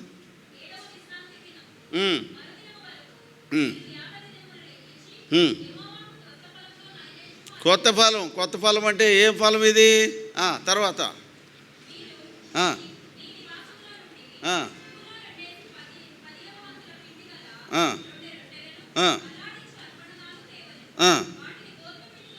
ఇదే పిండి, గోధుమ పిండి. ఇది 2వ పంట. చాలమ్మా. తూములో 2 వంతులు. తూము అంటే ఈఫా అంటే 10 ఓమెరులు ఒక తూము. తూము అంటే తూమిడి కాదు, ఇక్కడ బైబిల్ తూము వేరు. తూము అంటే 10 ఓమెరులు, ఒక ఓమెరు. నిర్గమకాండం 16వ అధ్యాయం ఆఖరి వచనం. ఈఫాలో తూము, ఏఫాలో అంటే ఓమెరు, ఏఫాలో దశమ భాగం అని రాయబడి ఉంది. అంటే ఇశ్రాయేలు అరణ్యం నుంచి వచ్చిన ఇశ్రాయేలు వాళ్ళు తినడానికి భోజన పరిమితి ఎంత అంటే ఒక్కొక్క మనిషికి 1 ఓమెరు కదా. 1 ఓమెరు వాళ్ళు కూర్చుకున్నారు మన్నా, అది వాళ్ళ భోజన పరిమితి. 10 ఓమెరులు 1 మన్నా. తూములో 2 వంతులు అంటే 2 ఓమెరులు. 2 ఓమెరులు గోధుమ పిండితో, అంటే 2వ పంట తాలూకా ఫలాలు ఇవి. అదే గోధుమ పిండితో పులియబెట్టి కాల్చాలి. పులియబెట్టి కాల్చడం అంటే పులిసింది దేనికి గుర్తు అంటే దుష్టత్వం, దుర్మార్గానికి గుర్తు. అల్లాడించి అర్పణ తెచ్చి దేవుని సన్నిధిలో అల్లాడించారు. దాంట్లో పులిసింది లేదు. యేసుప్రభులో పులిసింది పాపం లేదు. కానీ ఈ 2 పెంతెకోస్తు పండుగ నాడు ఏముంది? 2 రొట్టెలు. 1 రొట్టె ఇశ్రాయేలు గురించి మాట్లాడుతుంది, 2వ రొట్టె అన్యులైన మన గురించి మాట్లాడుతుంది. ఈ ఇద్దరిలో ఏముంది? పులిసింది ఉంది. పులిసింది దేని గుర్తు? దుష్టత్వానికి గుర్తు, దుర్మార్గానికి గుర్తు. ఇవాళ సంఘంలో దుర్మార్గత్వం ఉంది. దేవుడు అనుమతించాడు. ఇష్టానుసారంగా గంతులేయద్దు. జాగ్రత్త. నువ్వు దేవుని ఇంట్లో ఉన్నావు. దేవుని ఇంటికి వచ్చినప్పుడు మాటలు జాగ్రత్తగా ఉండాలి. ప్రసంగి రాశాడు మాట, నేను చెప్పేది కాదు. నువ్వు దేవుని మందిరం పోయినప్పుడు నీ ప్రవర్తన అంతా జాగ్రత్తగా చూసుకో. దేవుని సన్నిధిని అనాలోచితంగా పలుటకు, అంటే ఆలోచన లేకుండా మాట్లాడతారు కొంతమంది. పలకటానికి నీ నోటిని త్వరపడి నీ యొక్క నాలుకను కాచుకో. నువ్వు భూమి మీద ఉన్నావు, జాగ్రత్త. దేవుడు ఆకాశం మీద ఉన్నాడు. కాబట్టి దేవుని సన్నిధిని మాటలు కొద్దిగా తూకం వేసినట్టు ఉండాలి, కానీ ఇష్టానుసారంగా నోరు ఉందని నోరు బారేసుకుని మాట్లాడొద్దు. దేవుడు అనుమతించాడు. ఎందుకు? పెంతెకోస్తు పండుగ అంటే ఇప్పుడు అపోస్తల కార్యం 2వ అధ్యాయం మొదలుకొని రేపు యేసుప్రభువు వచ్చే వరకు ఈ మధ్యలో ఉన్న కాలం అంతా పెంతెకోస్తు కాలమే. ఈ పెంతెకోస్తు కాలంలో సంఘంలో ఏముంటుంది? పులిసింది ఉంది. దేవుడు అనుమతించాడు. పిలిచింది. అందుకే సంఘంలో ఇంత ఒడిదుడుకులు, ఇబ్బందికరమైన పరిస్థితులు, ఇంత దుర్మార్గత ఉంది, దుష్టత్వం ఉంది. ఎందుకు ఉంది అంటే దేవుడు అనుమతించాడు. కానీ వాళ్ళకు కూడా పిడుగుపాటు పడుతుంది. పడితే మళ్ళీ లేవను కూడా. పాత నిబంధన కాలంలో అది ధర్మశాస్త్ర యుగం కాబట్టి కోరహు, దాతాను, అభిరాములు, మోషే, అహరోను విరేదంగా లేచిన రోజున ఏమైంది?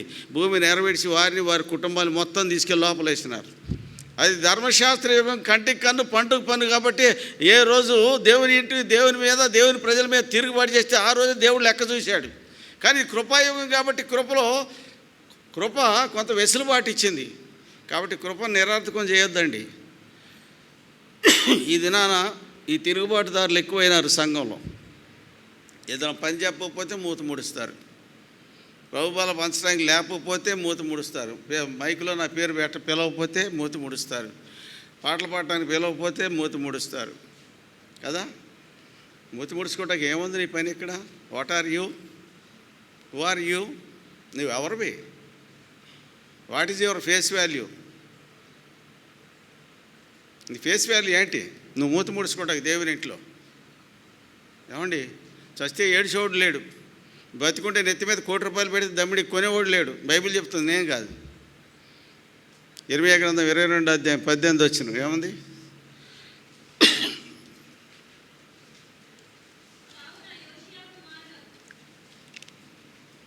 యెహోయాకీమను యోధా రాజును గురించి ఏమని చెప్తున్నాడు దేవుడు? వినండి.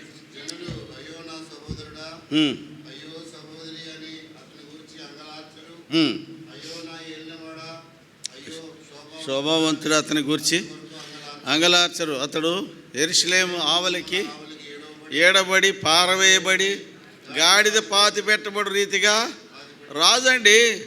యోషియా కుమారుడైన యెహోయాకీము రాజు 36వ అధ్యాయంలో ఇర్మీయా గ్రంథంలో ధర్మశాస్త్రం చదివి వినిపిస్తున్న దేవుని తీర్పుల గురించి మాట్లాడుతుంటే ఆ పుస్తకాన్ని చాకుతో కోసి మంటలో వేసి కాల్చాడు. ధర్మశాస్త్రం కాల్చేవాడు పట్టే గతి అది. నెబుకద్నెజరు వచ్చి ఏం చేశాడు?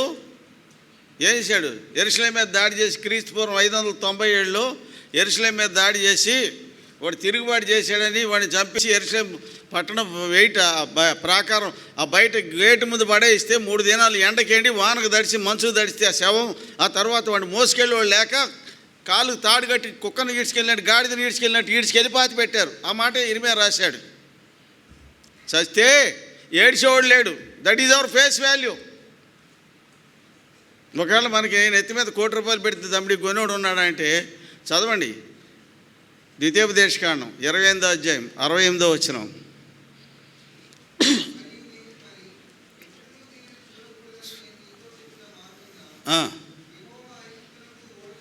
ఓడల మీద మిమ్మును దాసీలుగాను అమ్మజూపు కొనువారు ఉందరు కానీ మిమ్మల్ని కొనువాడు ఒకడైనా ఉండడు. అమ్మజూపు వారు అంటే ఐగుప్తు అని ఎంపర్లాడుతూ ఉన్నారు ఇస్రాయేల్. కాబట్టి ఐగుప్తుకి వెళ్ళొద్దు అన్నాడు దేవుడు. కాబట్టి మీరు వచ్చిన దాన్ని నేను తీసుకెళ్ళను, కానీ మీరు ఐగుప్తు అన్నారు కాబట్టి మిమ్మల్ని తీసుకెళ్తా. ఎట్లా సముద్ర మార్గాన్ని తీసుకెళ్తా, ఐగుప్తులో సంతలో పెడతా, నేను ఎత్తి మీద ₹1,00,00,000 పెట్టి నేను అమ్మకానికి పెడతా.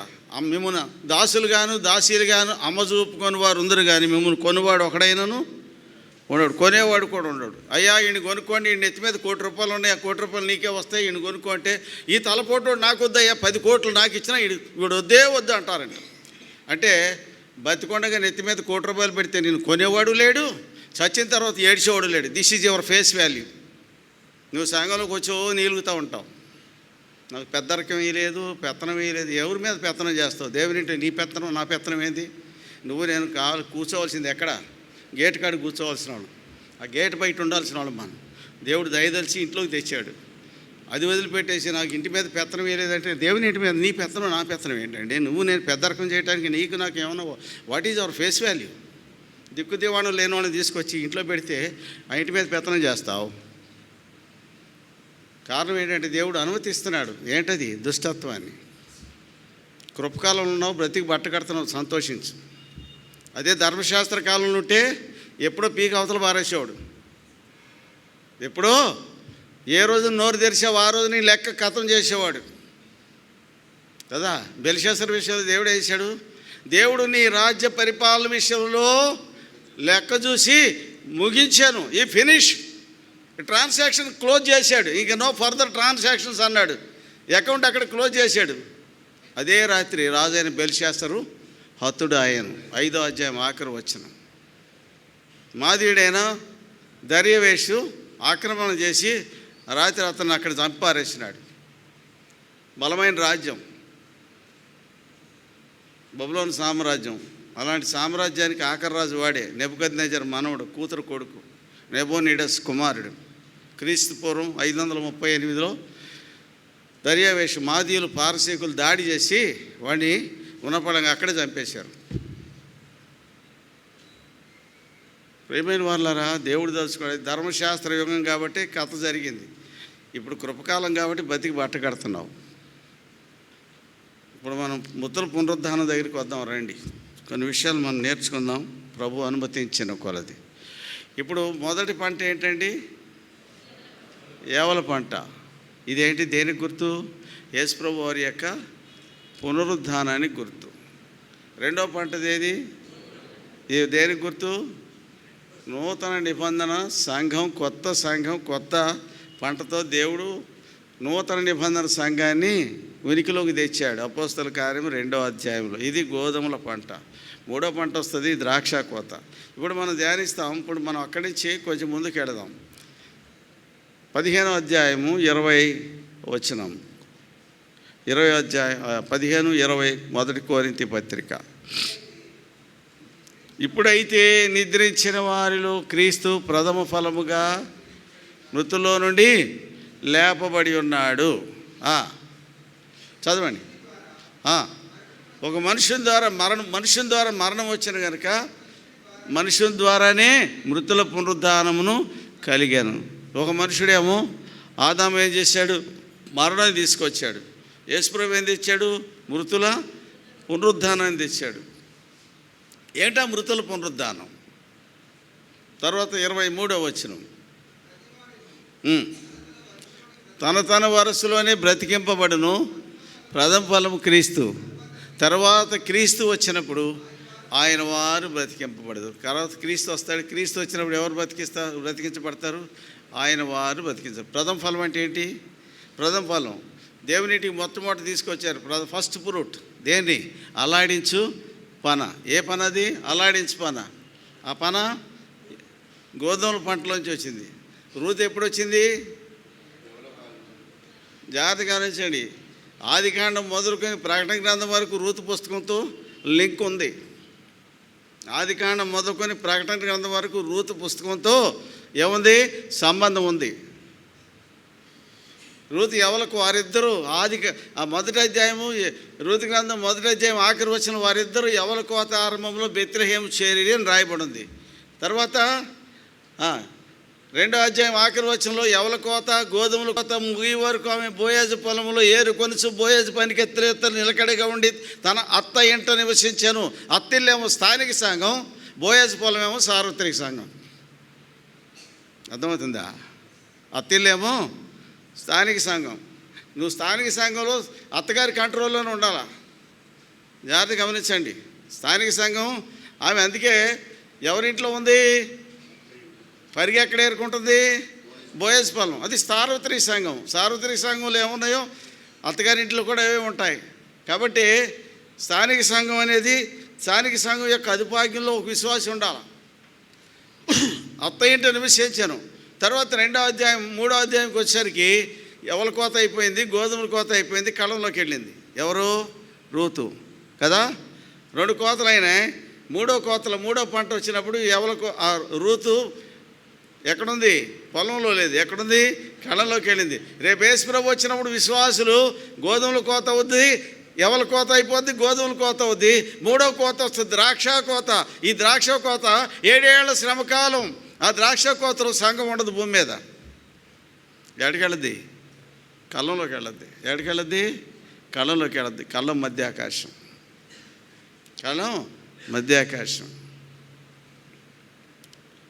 మృతుల పునరుద్ధానంలో కొన్ని వరుసలు ఉన్నాయి. మృతుల పునరుద్ధానంలో కొన్ని వరుసలు. ప్రతివాడు తన వరుసలో బ్రతికింపబడిన అన్నాడు పౌలు 23వ వచనంలో. ఉందా? ప్రతివాడును తన వరుసలో బ్రతికింపబడును, ప్రథమ ఫలము క్రీస్తు. అది తరువాత క్రీస్తు వచ్చినప్పుడు ఆయన వారు బ్రతికింపబడదు. ఎవరు బ్రతికించబడతారంటే ఆయన వారు, అందరు కాదు. ప్రథమ ఫలం అంటే మీ దొడ్లో మామిడి చెట్టు ఉందనుకో. మొన్న ఈ సీజన్ అయిపోయింది కదా. మామిడి చెట్టు మీరు ఎప్పుడైనా చెట్ల వైఖరిని గమనించాలా. మన చుట్టూ ఉన్న వాతావరణాన్ని గమనిస్తే వాటి దగ్గర నుంచి ఒక మెసేజ్ వస్తుంది మనకి. మామిడి చెట్టును మీరు గమనిస్తే చెట్టు మీద చెట్టు అంతా పూత రాదు. చెట్టు అక్కడక్కడ కొమ్మల్లో పూత కనపడుతుంది. పూత వస్తుందంటే నెక్స్ట్ ఏమొస్తుంది? నెక్స్ట్ హార్వెస్ట్ వస్తుంది, అంటే కోత వస్తుందని గుర్తు. అక్కడెక్కడ వస్తాయి ఆ పూత. అవి పిందెలు కూడా అయిపోతాయి.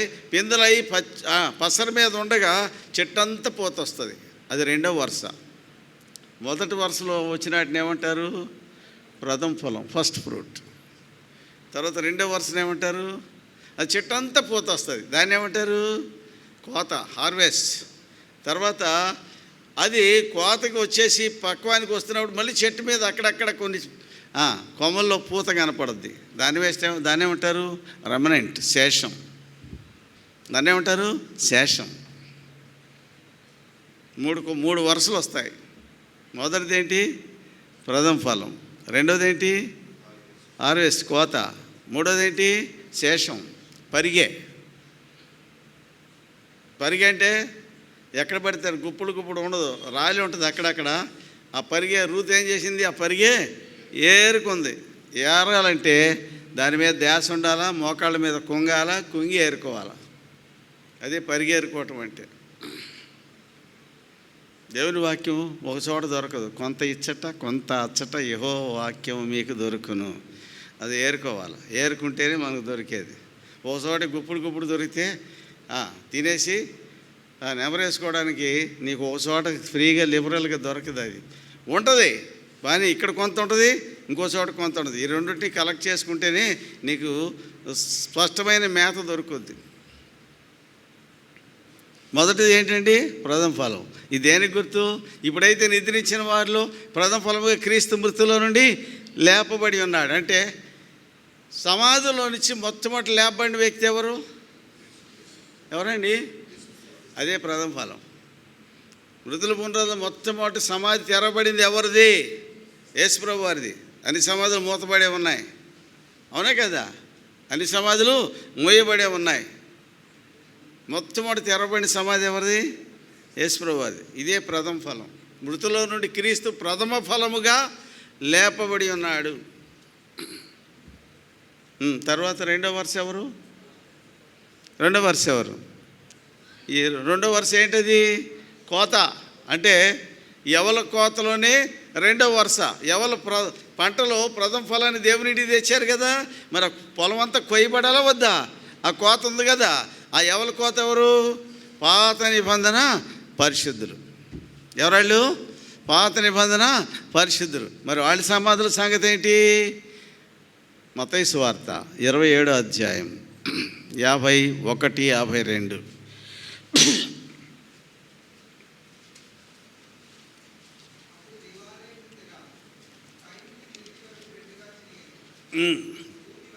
భూమి వణికెను, బండలు బద్దలైన. అప్పుడు నిద్రించిన సమాధులు తెరవబడిన, నిద్రించిన అనేక మంది పరిశుద్ధుల శరీరములు లేచెను. పరిశుద్ధుల శరీరంలోకి ఏమొచ్చింది? జీవాత్మ వచ్చింది, కదలిక వచ్చింది. ఎవరు వీళ్ళు? తర్వాత ఏముంది? సమాధులను బయటకు వచ్చి ఆయన లేచిన తరువాత పరిశుద్ధ పట్టణంలో ప్రవేశించి. ఎవరు వీళ్ళు?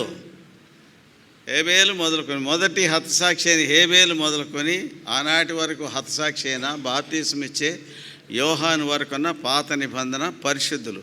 వీరి శరీరాలు సమాధుల నుండి బయటకు వచ్చినాయి. ఆయన లేచిన తర్వాత వారి సమాధుల్లోంచి బయటకు వచ్చారు. ఇది రెండవ వరుస. యవల కోతలో రెండవ వరుస ఇది. అర్థమవుతుందా? యవల కోతలో మొదటి వరుస ఎవరు? ప్రథమ ఫలం. ఎవరు? యేసుప్రభు. రెండవ వరుస ఎవరు? పాత నిబంధన పరిశుద్ధులు. మొదటి తెస్సలోనిక పత్రిక 4వ అధ్యాయము 13, 14 వచనాలు. సహోదరులారా, నిరీక్షణ లేని ఇతరుల మీరు దుఃఖపడకుండా నిమిత్తం నిద్రించిన వారిని గురించి మీకు తెలియకుండా నాకు ఇష్టం లేదు. యేసు మృతి పొంది తిరిగి లేచినని మనము నమ్మిన ఎడల అదే ప్రకారము. తర్వాత 16వ వచనం.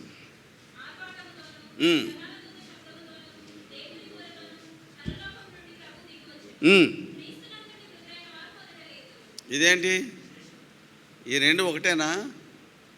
ఏమండి, రెండు ఒకటేనా? చెప్పండి. అన్నిటికీ చదువులకి, సావులకి, మంత్రాలకి అన్నిటికీ ఒకటే మంత్రం మనం వాడేస్తాం. యేసునందు నిద్రించిన వారు, క్రీస్తునందు మృతులైన వారు మొదట లేతురని చదువుతున్నాం. వీళ్ళిద్దరు ఒకటేనా? వీళ్ళిద్దరు ఒకరు కాదు. యేసునందు, యేసు పాత నిబంధన, క్రీస్తు కొత్త నిబంధన. యేసునందు నిద్రించిన వారు ఎవరు? యేసు ప్రభు రేపు మధ్యాకాశంలోకి వచ్చినప్పుడు యేసునందు నిద్రించిన వారిని దేవుడు ఆయనతో కూడా వెంట పెట్టుకొని వచ్చును. ఎక్కడికి? మధ్యాకాశంలోకి వస్తాడు. యేసునందు నిద్రించిన అంటే పాత నిబంధన పరిశుద్ధులందరినీ యేసు ప్రభు తిరిగి లేచినప్పుడు వాళ్ళందరూ లేచి వచ్చారు సమాధిలోంచి బయటకు వచ్చి. ఆయన లేచిన తర్వాత సమాధిలోని బయటకు వచ్చి పరిశుద్ధ పట్టణం అంటే యెరూషలేముకి వచ్చారంట. వాళ్ళు అనేకులకు అగపడిరి. ఈయన దావీదే, ఈయన అబ్రామే, ఈయన మోషేనే, వాళ్ళందరూ కనపడ్డారు. వాళ్ళందరూ గుర్తుపట్టారు యెరూషలేము వాళ్ళు. వాళ్ళందరినీ తీసుకుని పోయినాడు. అదే చెరగా తీసుకుపోయినాడు. ఎఫెసీ పత్రిక 4:8. వాళ్ళే రెండవ వరుస.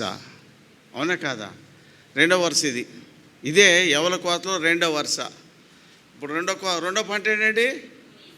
రెండో పంట గోధుమల పంట. ఈ పంటలు ఎవరు అంటే 2 వరుసలు అయిపోయినాయి. జాగ్రత్తగా గమనించండి, ఈ 2 వరుసలు అయిపోయినాయి. యేసుప్రభు వారు తిరిగి లేచాడు. తర్వాత ఆయన తిరిగి లేచుడు ద్వారా ఇంకొక వరుస పాత నిబంధన పరిశుద్ధుని కూడా పట్టుకుపోయినాడు. ఎక్కడికి? పరలోకానికి. అవునా కాదా? భూమి కింద ఉన్న భాగాల్లో ఉన్న పరదైసు ఇప్పుడు అక్కడ లేదు. ఎక్కడుంది? ఖాళీ చేసి మొత్తాన్ని తీసుకుపోయినాడు. ఎక్కడికి? ధనవంతుడు లాజరు కథలో మనం లాజరు ఎక్కడున్నాడు? పాతాళంలో అబ్రహాం రొమ్మున అనుకుంటూ కొనిపోబడ్డాడు. పాతాళంలో ఉన్నాడు. అప్పుడు అబ్రహాం రొమ్ము అంటే పరదైసు కిందే ఉంది. కానీ యేసు ప్రభు తిరిగి లేచిన తర్వాత ఈ పరదైసు అనేది పైకి తీసుకుని పోయినాడు. ఆయన మధ్య ఆకాశంలో ఉంది. అంటే ఇది పైన ఉంది, పరలోకానికి సమీపంగా ఉంది పరదైసు. ఇక్కడ ఉన్నారు పాత నిబంధన పరిశుద్ధులు. రేపు దేవుడు ఆయనతో కూడా వారిని వెంట పెట్టుకొని వచ్చును. దేవుడు ఆయనతో, దేవుడు అంటే తండ్రి అయిన దేవుడు, ఆయన అంటే కుమారుని యేసు ప్రభువుని తీసుకొని ఎక్కడికి వెంట పెట్టుకొస్తాడు? మధ్యాకాశానికి తెస్తాడు. పరిశుద్ధాత్మ దేవుడు సంఘాన్ని తీసుకొని మధ్యాకాశానికి వెళ్తాడు. తండ్రి అయిన దేవుడు, పరిశుద్ధాత్మ దేవుడు, తర్వాత కుమారుడైన దేవుడు. అక్కడ మళ్ళీ ముగ్గురు కలుస్తారు. వాళ్ళు లేకుండా, ముగ్గురు లేకుండా ఎక్కడ కథ జరగలే. అర్థమవుతుందా?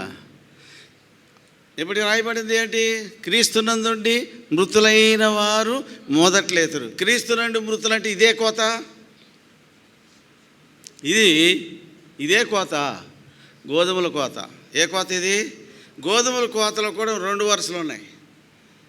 గోధుమల కోతలో కూడా 2 వరుసలు ఉన్నాయి. అర్థమవుతుందా?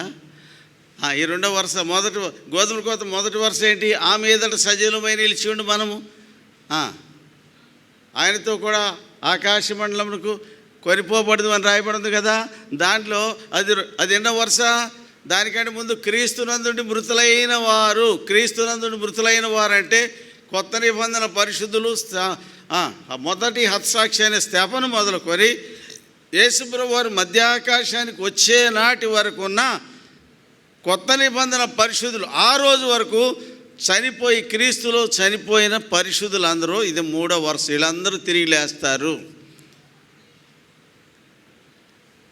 క్రీస్తునందుండి మృతులైన వారు మొదట్లేతురు, ఇది 3వ వరుస. అంటే మనం చచ్చిపోతే 3వ వరుసలోకి వస్తాం, బతికుంటే 4వ వరుస. ఆ మీదట సజీవులపై నిలిచి ఉన్న మనము వారితో కూడా ఆకాశ మండలమునకు మేఘముల మీద కొనిపోబడదాము. అంటే నువ్వు బతికుంటే 4వ వరుసలోకి వస్తావు, చచ్చిపోతే 3వ వరుసలోకి వస్తావు. ఈ 2 వరుసలే నీవి, ఈ 2 వరుసలే నీవి, గుర్తుపెట్టుకోండి. అంటే ఇది గోధుమల కోతలో 2 వరుసలు ఉన్నాయి. మొదటి వరుస ఏమో క్రీస్తునందుండి మృతులైన వారు, చనిపోయిన వారు. లేకుంటే క్రీస్తులో ఉండి చనిపోకుండా సజీవులుగా నిలిచి ఉన్నవారు 2వ వరుస. అంటే గోధుమల కోతలో ఇది 2వ వరుస. అంటే ఎన్ని వరుసలు అయినప్పటికీ? 4 వరుసలు అయినాయి. ఇక 5వ వరుస ప్రకటన గ్రంథం 11వ అధ్యాయం.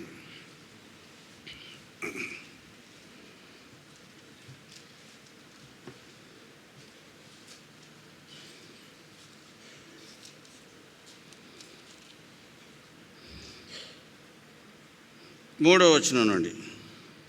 నేను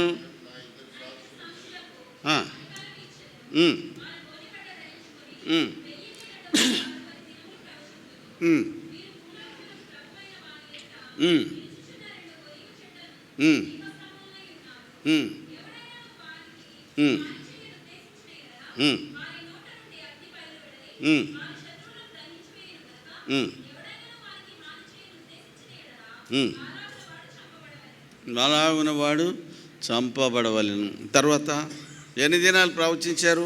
1260. 1260 దినాలు. 1260 డివైడెడ్ బై 30, 42 వస్తుంది.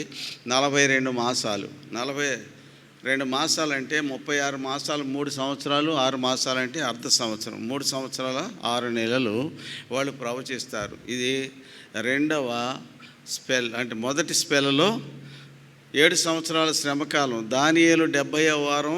ఈ 7 సంవత్సరాల శ్రమకాలమే దానియేలు 70వ వారం. ఈ 70వ వారంలో మొదటి 3.5 సంవత్సరాల శ్రమలు, రెండో 3.5 మహాశ్రమకాలం. ఈ మొదటి 3.5 సంవత్సరాల శ్రమకాలంలో ఎవరు వస్తారు? ఇద్దరు ప్రవక్తలు భూమి మీదకి వస్తారు. వాళ్ళకి దేవుడు అధికారం ఇచ్చాడు. ఒకళ్ళేమో నీటిని రక్తంగా మార్చే శక్తి గల వ్యక్తి ఒక ఆయన. ఇంకొక ఆయనకి ఇష్టమైనప్పుడల్లా నీటిని రక్తంగా మార్చే శక్తి గల ప్రవక్త ఒక ఆయన. రెండో ఆయన వర్షం కురియకుండా ఆకాశాన్ని మూసే శక్తి గల వ్యక్తి ఇంకొక ఆయన. వీళ్ళిద్దరు ఎవరికి సాదృశ్యం వీళ్ళు? ఒక ఆయన ఏలియా, మరొక ఆయన మోషే. అంటే ఏలియా ఆత్మ వచ్చిన వ్యక్తి ఏలియా ప్రవక్త ప్రాణంతో కొనిపోబడ్డాడు పరలోకంలో. ఏలియా హానోకు ఇద్దరు ఉన్నారు అక్కడ. ప్రాణంతో కొనిపోబడి రూపాంతరం చెంది మార్పు చెందిపోయిన ప్రభుతో కొనిపోబడిన వ్యక్తులు పరలోకంలో ఇద్దరు ఉన్నారు. వారిలో ఒకడు ఏలియా కదా. భూమి మీద ఆకాశాన్ని మూసే శక్తి కలిగిన వాడు ఏలియా. ఆత్మ భూమి మీదకి ఎన్నిసార్లు వచ్చిన వ్యక్తి. ఇప్పుడు ఆత్మ ఏలియాగా రాలే. ఆత్మ వచ్చింది భూమి మీదకి. ఏలియా వెళ్ళిపోయిన తర్వాత ఏలీషాలోనికి 2 పాళ్ళు వచ్చిందా లేదా? తర్వాత ఇంకెప్పుడు వచ్చింది ఏలియా ఆత్మ? ఎప్పుడు వచ్చింది? బాప్తిస్మిచ్చు యోహాన్లోకి వచ్చింది. అంటే ఏలియా తర్వాత ఏలియాలోకి వచ్చింది ఏలియా ఆత్మ, ఎలీషాలోకి వచ్చింది ఏలియా ఆత్మ, మూడోసారి బాప్తిస్మిచ్చు యోహాన్లోకి వచ్చింది ఏలియా ఆత్మ. తర్వాత అదే ఏలియా ఆత్మ మళ్ళీ మత్తయి సువార్త 17వ అధ్యాయంలో రూపాంతర కొండ మీద యేసుప్రభుతో మాట్లాడడానికి వచ్చింది ఏలియా ఆత్మ. ఎన్నిసార్లు వచ్చింది? 4 సార్లు వచ్చింది. రేపు మళ్ళీ అదే ఏలియా ఆత్మ భూమి మీదకి వస్తుంది. ఎప్పుడు? 7 సంవత్సరాల శ్రమకాలం మొదటి స్పెల్ అంటే మొదటి 3.5 సంవత్సరాల కాలంలో ఈ ఏలియా ఆత్మ భూమి మీదకి వస్తుంది.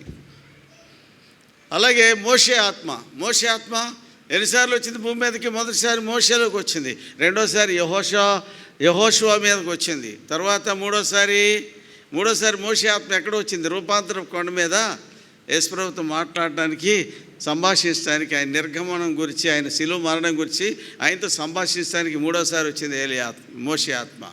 తిరిగి ఎప్పుడు వస్తుంది? 7 ఏళ్ల శ్రమకాలంలో మొదటి 3.5 సంవత్సరాల్లో. ఆత్మేమో ఏలియాది, ఆత్మేమో మోషేది. వ్యక్తులు వేరే ఉంటారు, బట్ ఆత్మ మాత్రం పనిచేసేది ఏలియా శక్తి. ఏలియా ఆత్మతో ఆ శక్తితోనే మాట్లాడుద్ది. మోషే యొక్క శక్తితోనే మాట్లాడే శక్తి గల వ్యక్తులు వేరుంటారు, కానీ ఆత్మ మాత్రం మోషేది, ఏలియాది. ఎంతకాలం ప్రవచిస్తారు వీళ్ళు? 42 మాసాలు, 1260 దినాలు, 1260 దినాలు ప్రవచిస్తారు. వాడు ప్రవచించడం పూర్తి కాగానే క్రూర మృగము, చూడండి ఇక్కడ ఏముంది, 7వ వచనం, వారు సాక్ష్యము చెప్పుట ముగింపగానే అగాధంలో నుండి వచ్చే క్రూర మృగం. ఈ క్రూర మృగం ఎవరంటే క్రీస్తు విరోధి. ఎవరితడు? క్రీస్తు విరోధి. వారితో యుద్ధము చేసి వారిని చంపును. ఎక్కడ? యెరూషలేము వీధుల్లో వారు చంపబడతారు. అక్కడ వారు ప్రభు కూడా సిలువ వేయబడిన కింద మాటలో ఉంది కదా.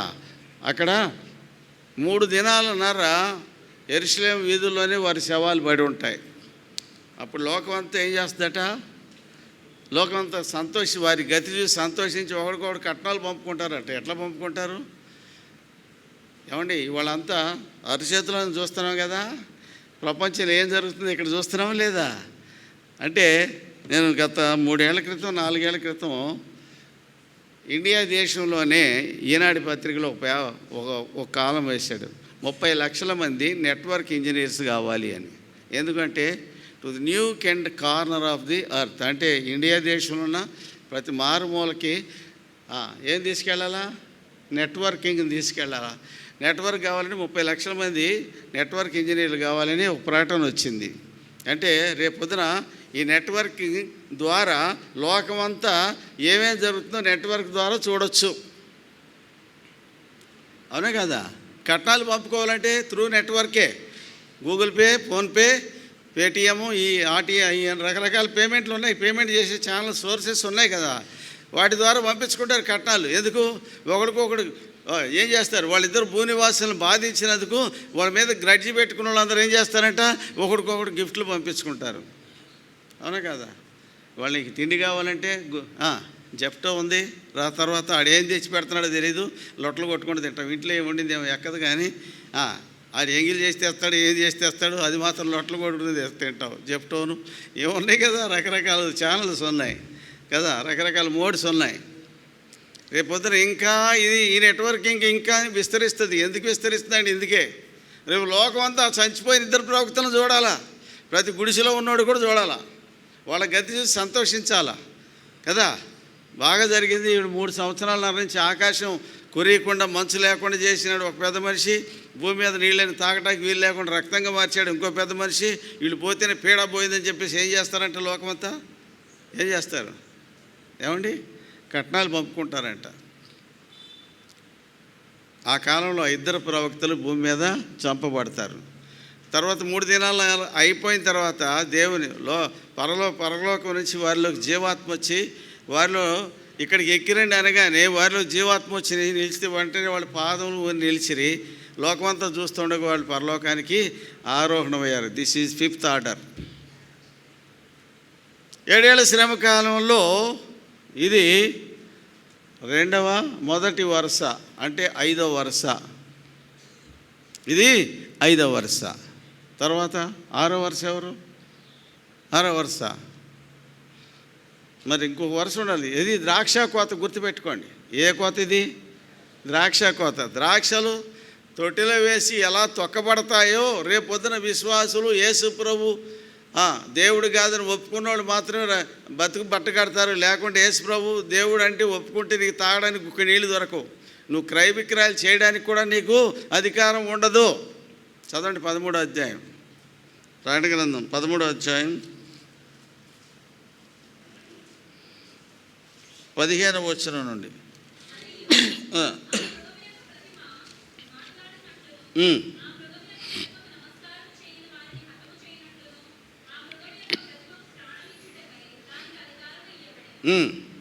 కొద్దివారు కానీ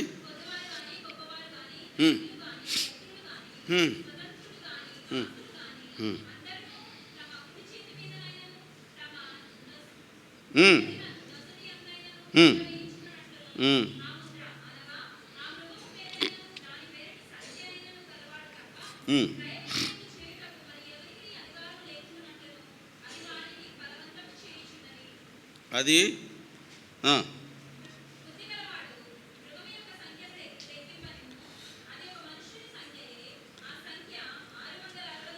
ఆ సంఖ్య 666. మీ అందరికి ఆధార్ కార్డులు వచ్చినాయండి? పుట్టిన పిల్లలకు కూడా 10 రోజుల్లో ఆధార్ నెంబర్ ఇస్తున్నారు. ఆధార్ దేనికి గుర్తు?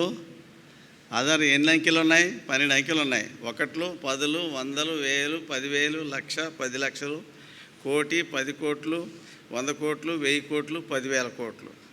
భూమి మీద ఉన్న జనం ఎంతమంది ఇవాళ? యాజ్ ఆన్ టుడే 780 కోట్లు. ఎంతమందికి సరిపడా నంబరింగ్ అలాట్ చేశారు ఆధార్ కార్డుకి? 10,000 కోట్ల మందికి సరిపడిన నంబరింగ్ సిస్టమ్ ఆధార్ కార్డులో ఇంప్లిమెంట్ చేశారు. నా నంబర్ ఉంది 442536150855. This is my number. ఈ నంబర్ ఇంకొకరికి లేదు భూమి మీద. It is called unique ID. అంటే ఒకటే, ప్రతి మనిషికి ఒక నంబర్ ఉంటుంది. ప్రతి మనిషికి ఒక నంబర్ ఉంటుంది. ఇండియా దేశంలో ఇప్పుడు సుమారు 130 కోట్ల మందికి ప్రతి వాడికి ఆధార్ కార్డు నంబరు ప్రతి ఒక్కరికి ఉందా లేదా? అలాగే క్రీస్తు విరోధికి కూడా నంబరింగ్ ఉంది. క్రీస్తు విరోధికి కూడా ఓ నంబరింగ్ ఉంది. ఆ నంబర్ ఎంత? 0000. ఎన్ని సున్నాలు అయినాయి? 4. 0000. ఎన్ని సున్నాలు అయినాయి? 8.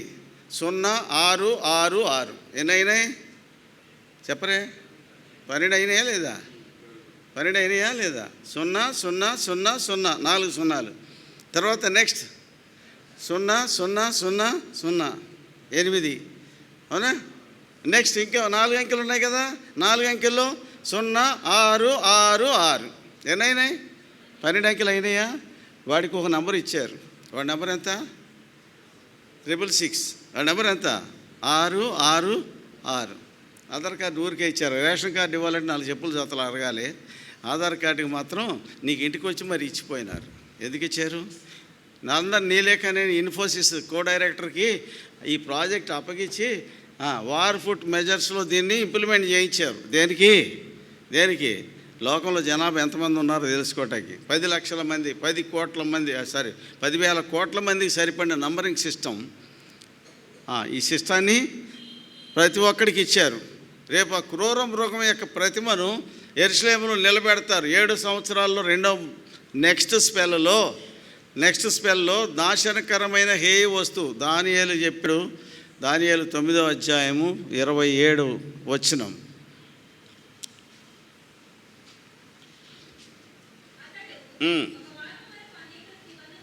వారం వరకు అంటే వారం అంటే ఈ వారం 70వ వారం. ఈ 70వ వారంలో 7 సంవత్సరాల కాలం. వారం అంటే 7 సంవత్సరాలు. 7 సంవత్సరాలు కొన్ని నిబంధన స్థిరపరుస్తాడు. అర్ధవారములకు బలిని నైవేద్యాన్ని నిలిపాను. అంటే యెరూషలేములో ఇశ్రాయేల్ వారితో యోధా వారితో వ్యాపార ఒడంబడికి చేసుకుంటాడు. ఎవరు? క్రీస్తు విరోధి. క్రీస్తు విరోధి అనేది ఒక వ్యవస్థ, క్రీస్తు విరోధి అనేది ఒక వ్యక్తి. ఒక వ్యవస్థ నడిపించే వ్యక్తి క్రీస్తు విరోధి. బలమైన ఆర్థిక వ్యవస్థ కలిగిన దేశం ప్రపంచం లేదని ఉందంటే అది ఇశ్రాయేల్ దేశమే. ఇశ్రాయేల్ దేశంతో వ్యాపార ఒడంబడికి చేసుకుంటాడు. ఈ ఒడంబడిక ప్రకారం 7 సంవత్సరాలు వారు వ్యాపార ఒడంబడికలో కలిసి ఉంటారు. దాని ప్రకారమే యెరూషలేములో దేవాలయం కట్టబడుతుంది 7 సంవత్సరాల శ్రమకాలంలో మొదటి స్పెల్లో. రెండో స్పెల్లో ఏం జరుగుద్ది అంటే ఇప్పుడు వాడి యొక్క ప్రతిమను చేయాలని భూనివాసులందరూ మోసపుచ్చు 13వ అధ్యాయం 15వ వచనం చదివాం మనం. 13వ అధ్యాయం 15వ వచనం చదివాం కదా. మృగం యొక్క ప్రతిమను నిలబెడతారు. అది మాట్లాడుద్ది.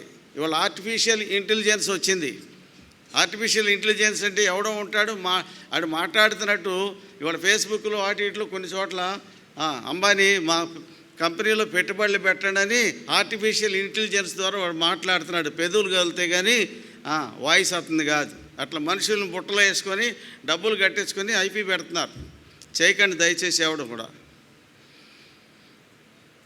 ఆర్టిఫిషియల్ ఇంటెలిజెన్స్ ద్వారా ఏం జరుగుద్ది? అది మృగం యొక్క ప్రతిమ మాట్లాడుతుంది, అద్భుతాలు చేస్తుంది. అది చేస్తూ ఉంటాయి. ఇవన్నీ మనుషులకు కావాల్సింది ఏంటి? వాళ్ళు ఇప్పుడు ఇక్కడ బొమ్మను పెట్టారు. అది కళ్ళు మొన్న ఒక ఆయన ఖైరతాబాద్లో గణేశుడు కళ్ళు తెరిచి చూస్తున్నాడు అని చెప్పి ఒక ప్రకటన వేశారు. జనాలకు కావాల్సింది ఏంటి? అద్భుతాలు కావాలా? క్రైస్తవులు కావాల్సింది ఏంటి? ఇది ఇలాగే ఉంది.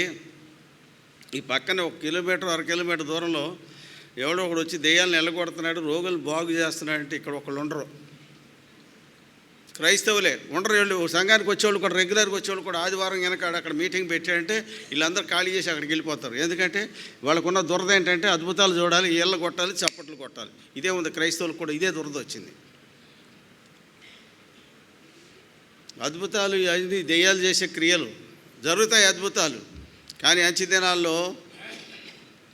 దినాల్లో మోసపరిచే ఆత్మ, ఇది అపవిత్ర ఆత్మ యొక్క పనులు. ఈ అంచె దినాల్లో ప్రజలను మోసగించడానికి చేస్తున్న సర్పం యొక్క యుక్తులు, తంత్రాలు, కుయుక్తులు. కాబట్టి అనేకులు వాళ్ళ క్రైస్తవ సంఘాల్లో నాశనం చేసి అనేకుల్ని సంఘాలని ఎత్తుకుపోతున్నారు. అంటే హైజాక్ చేస్తున్నారు విశ్వాసుల్ని. కారణం ఏంటంటే ఇది ఫార్మ్ ఆఫ్ ఏంటంటే మిరాకిల్స్, అద్భుతాలు. ఒక ఆయన దస్తీలు తీసుకొచ్చి దస్తీ ముఖం మీద వేస్తే నీ రోగం పోద్ది అంటాడు. ఒక ఆయన ఏమో నీళ్లు తాగితే రోగం పోద్ది అంటాడు ఒక ఆయన. ఇంకొక ఆయన కొబ్బరి నూనె చేసి ఎన్ని వ్యాపారమే.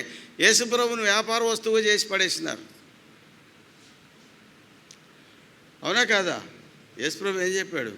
ఇక్కడ ఉన్నాడని చెప్పినా నమ్మొద్దు, అరణ్యంలో ఉన్నాడని చెప్పినా నమ్మొద్దు.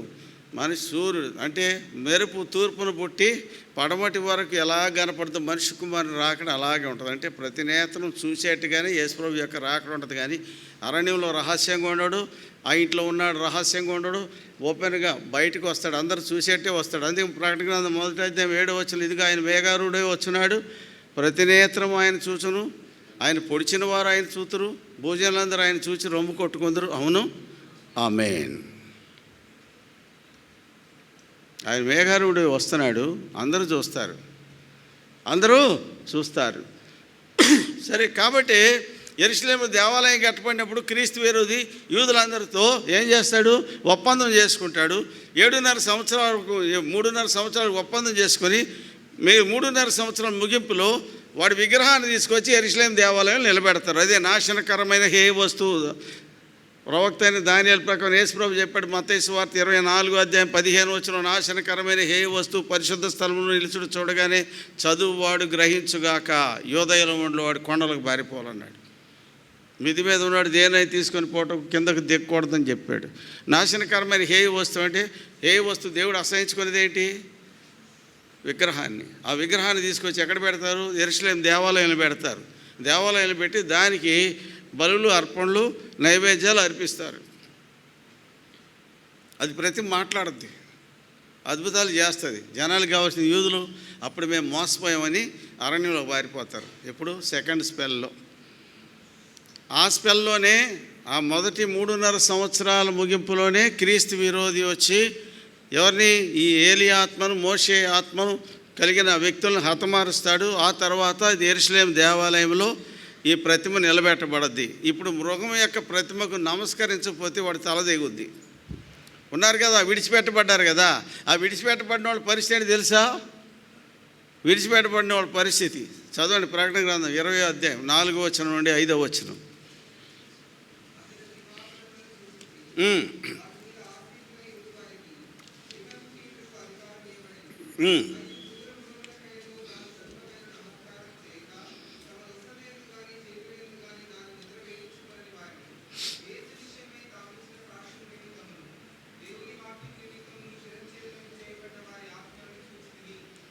వారు బ్రతికిన వారే క్రీస్తుతో కూడా 1000 సంవత్సరములు రాజ్యము చేసిరి. గడిచివారు కడమ మృతులు బ్రతకలేదు. ఇదే మొదటి పునరుద్ధానం. మొదటి పునరుద్ధానం పాల్గలవారు ధన్యులు, పరిశుద్ధులు. పునరుద్ధానాలు ఏంటంటే రెండే. ఒకటి పరిశుద్ధుల పునరుద్ధానము, రెండవది తీర్పు పునరుద్ధానం. యోహాను సువార్త 5వ అధ్యాయం ఆఖరి వచనం చదవండి ఒక మాట.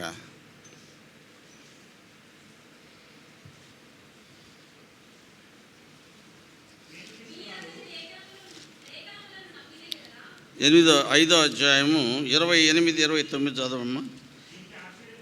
ఆశ్చర్యపడకుడియా, ఉన్నవారందరూ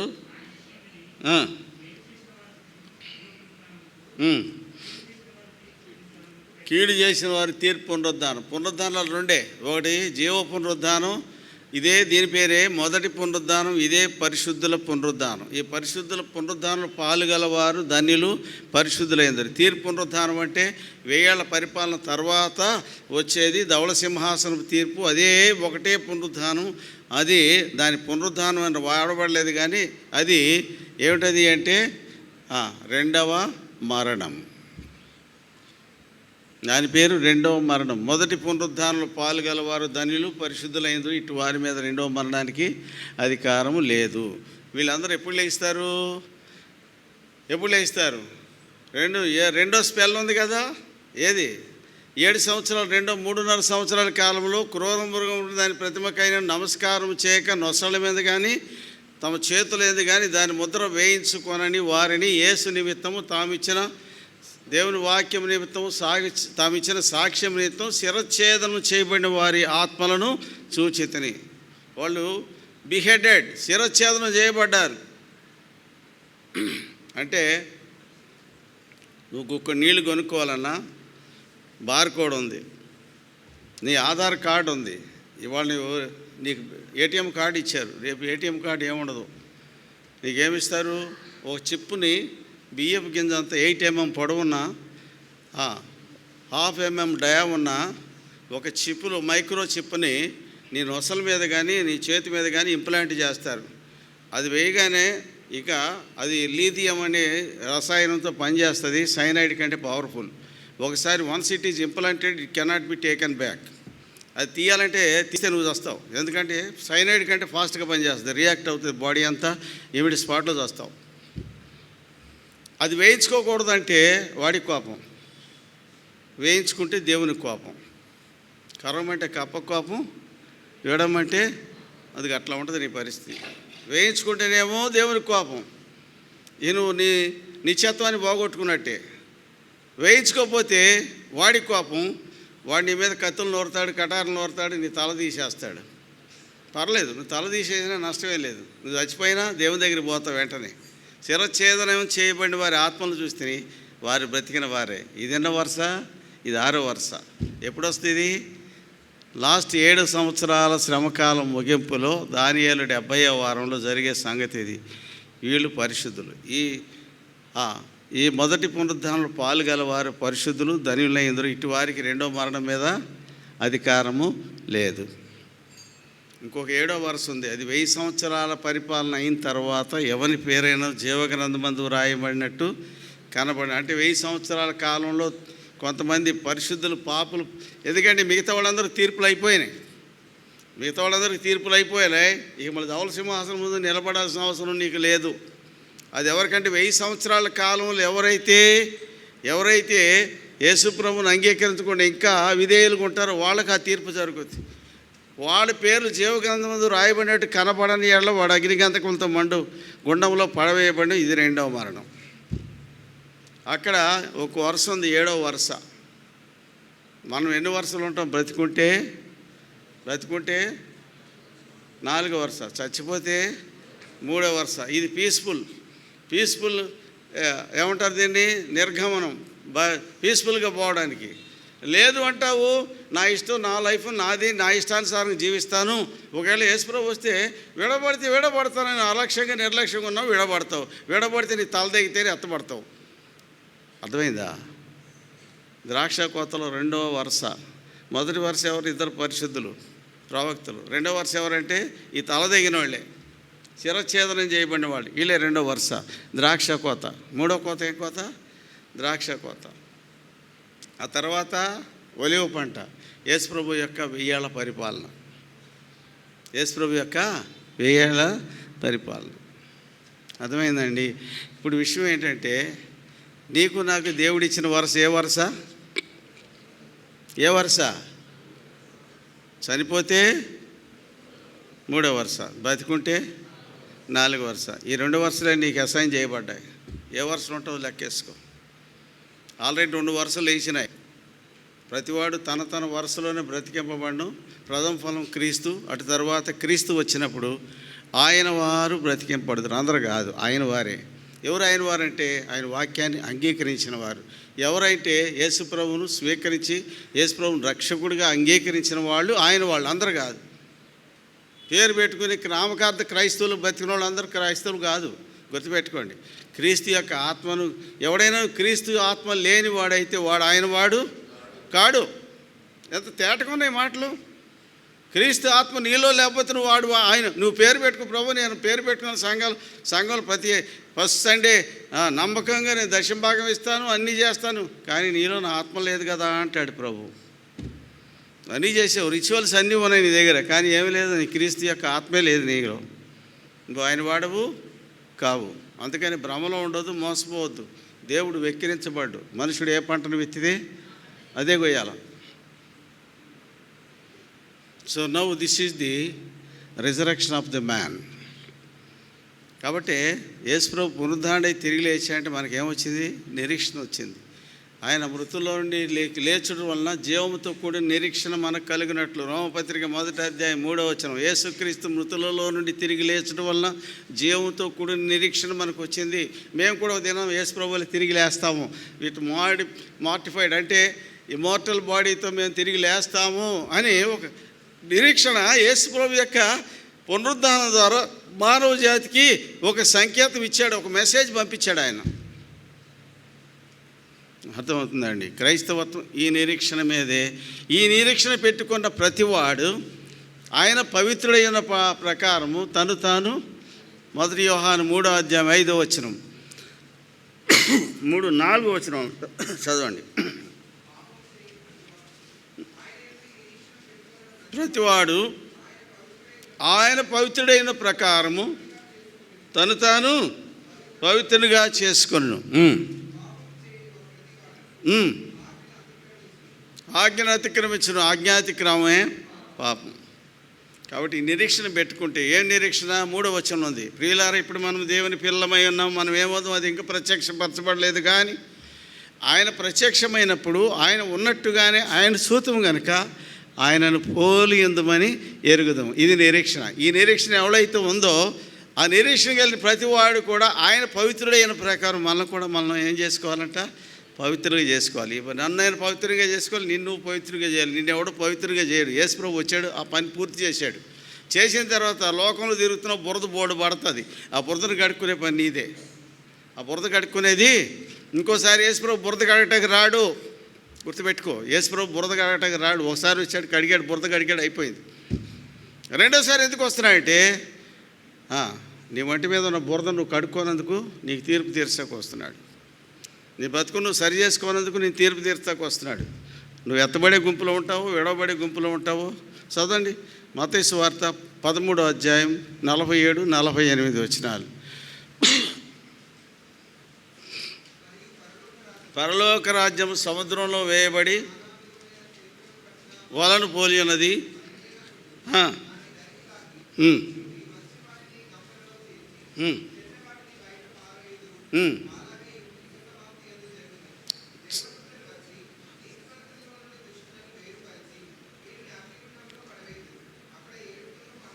జాగ్రత్తగా ఈ మాట యేసుప్రభువు వారు చెప్పిన 7 ఉపమానాలు ఉన్నాయి. 7వ ఉపమానం ఇది. పరలోక రాజ్యం అంటే సంఘం దేంతో పోల్చాడంటే సముద్రంలో వేయబడి నానా విధములైన చేపలను పట్టిన వలను పోలి ఉంది.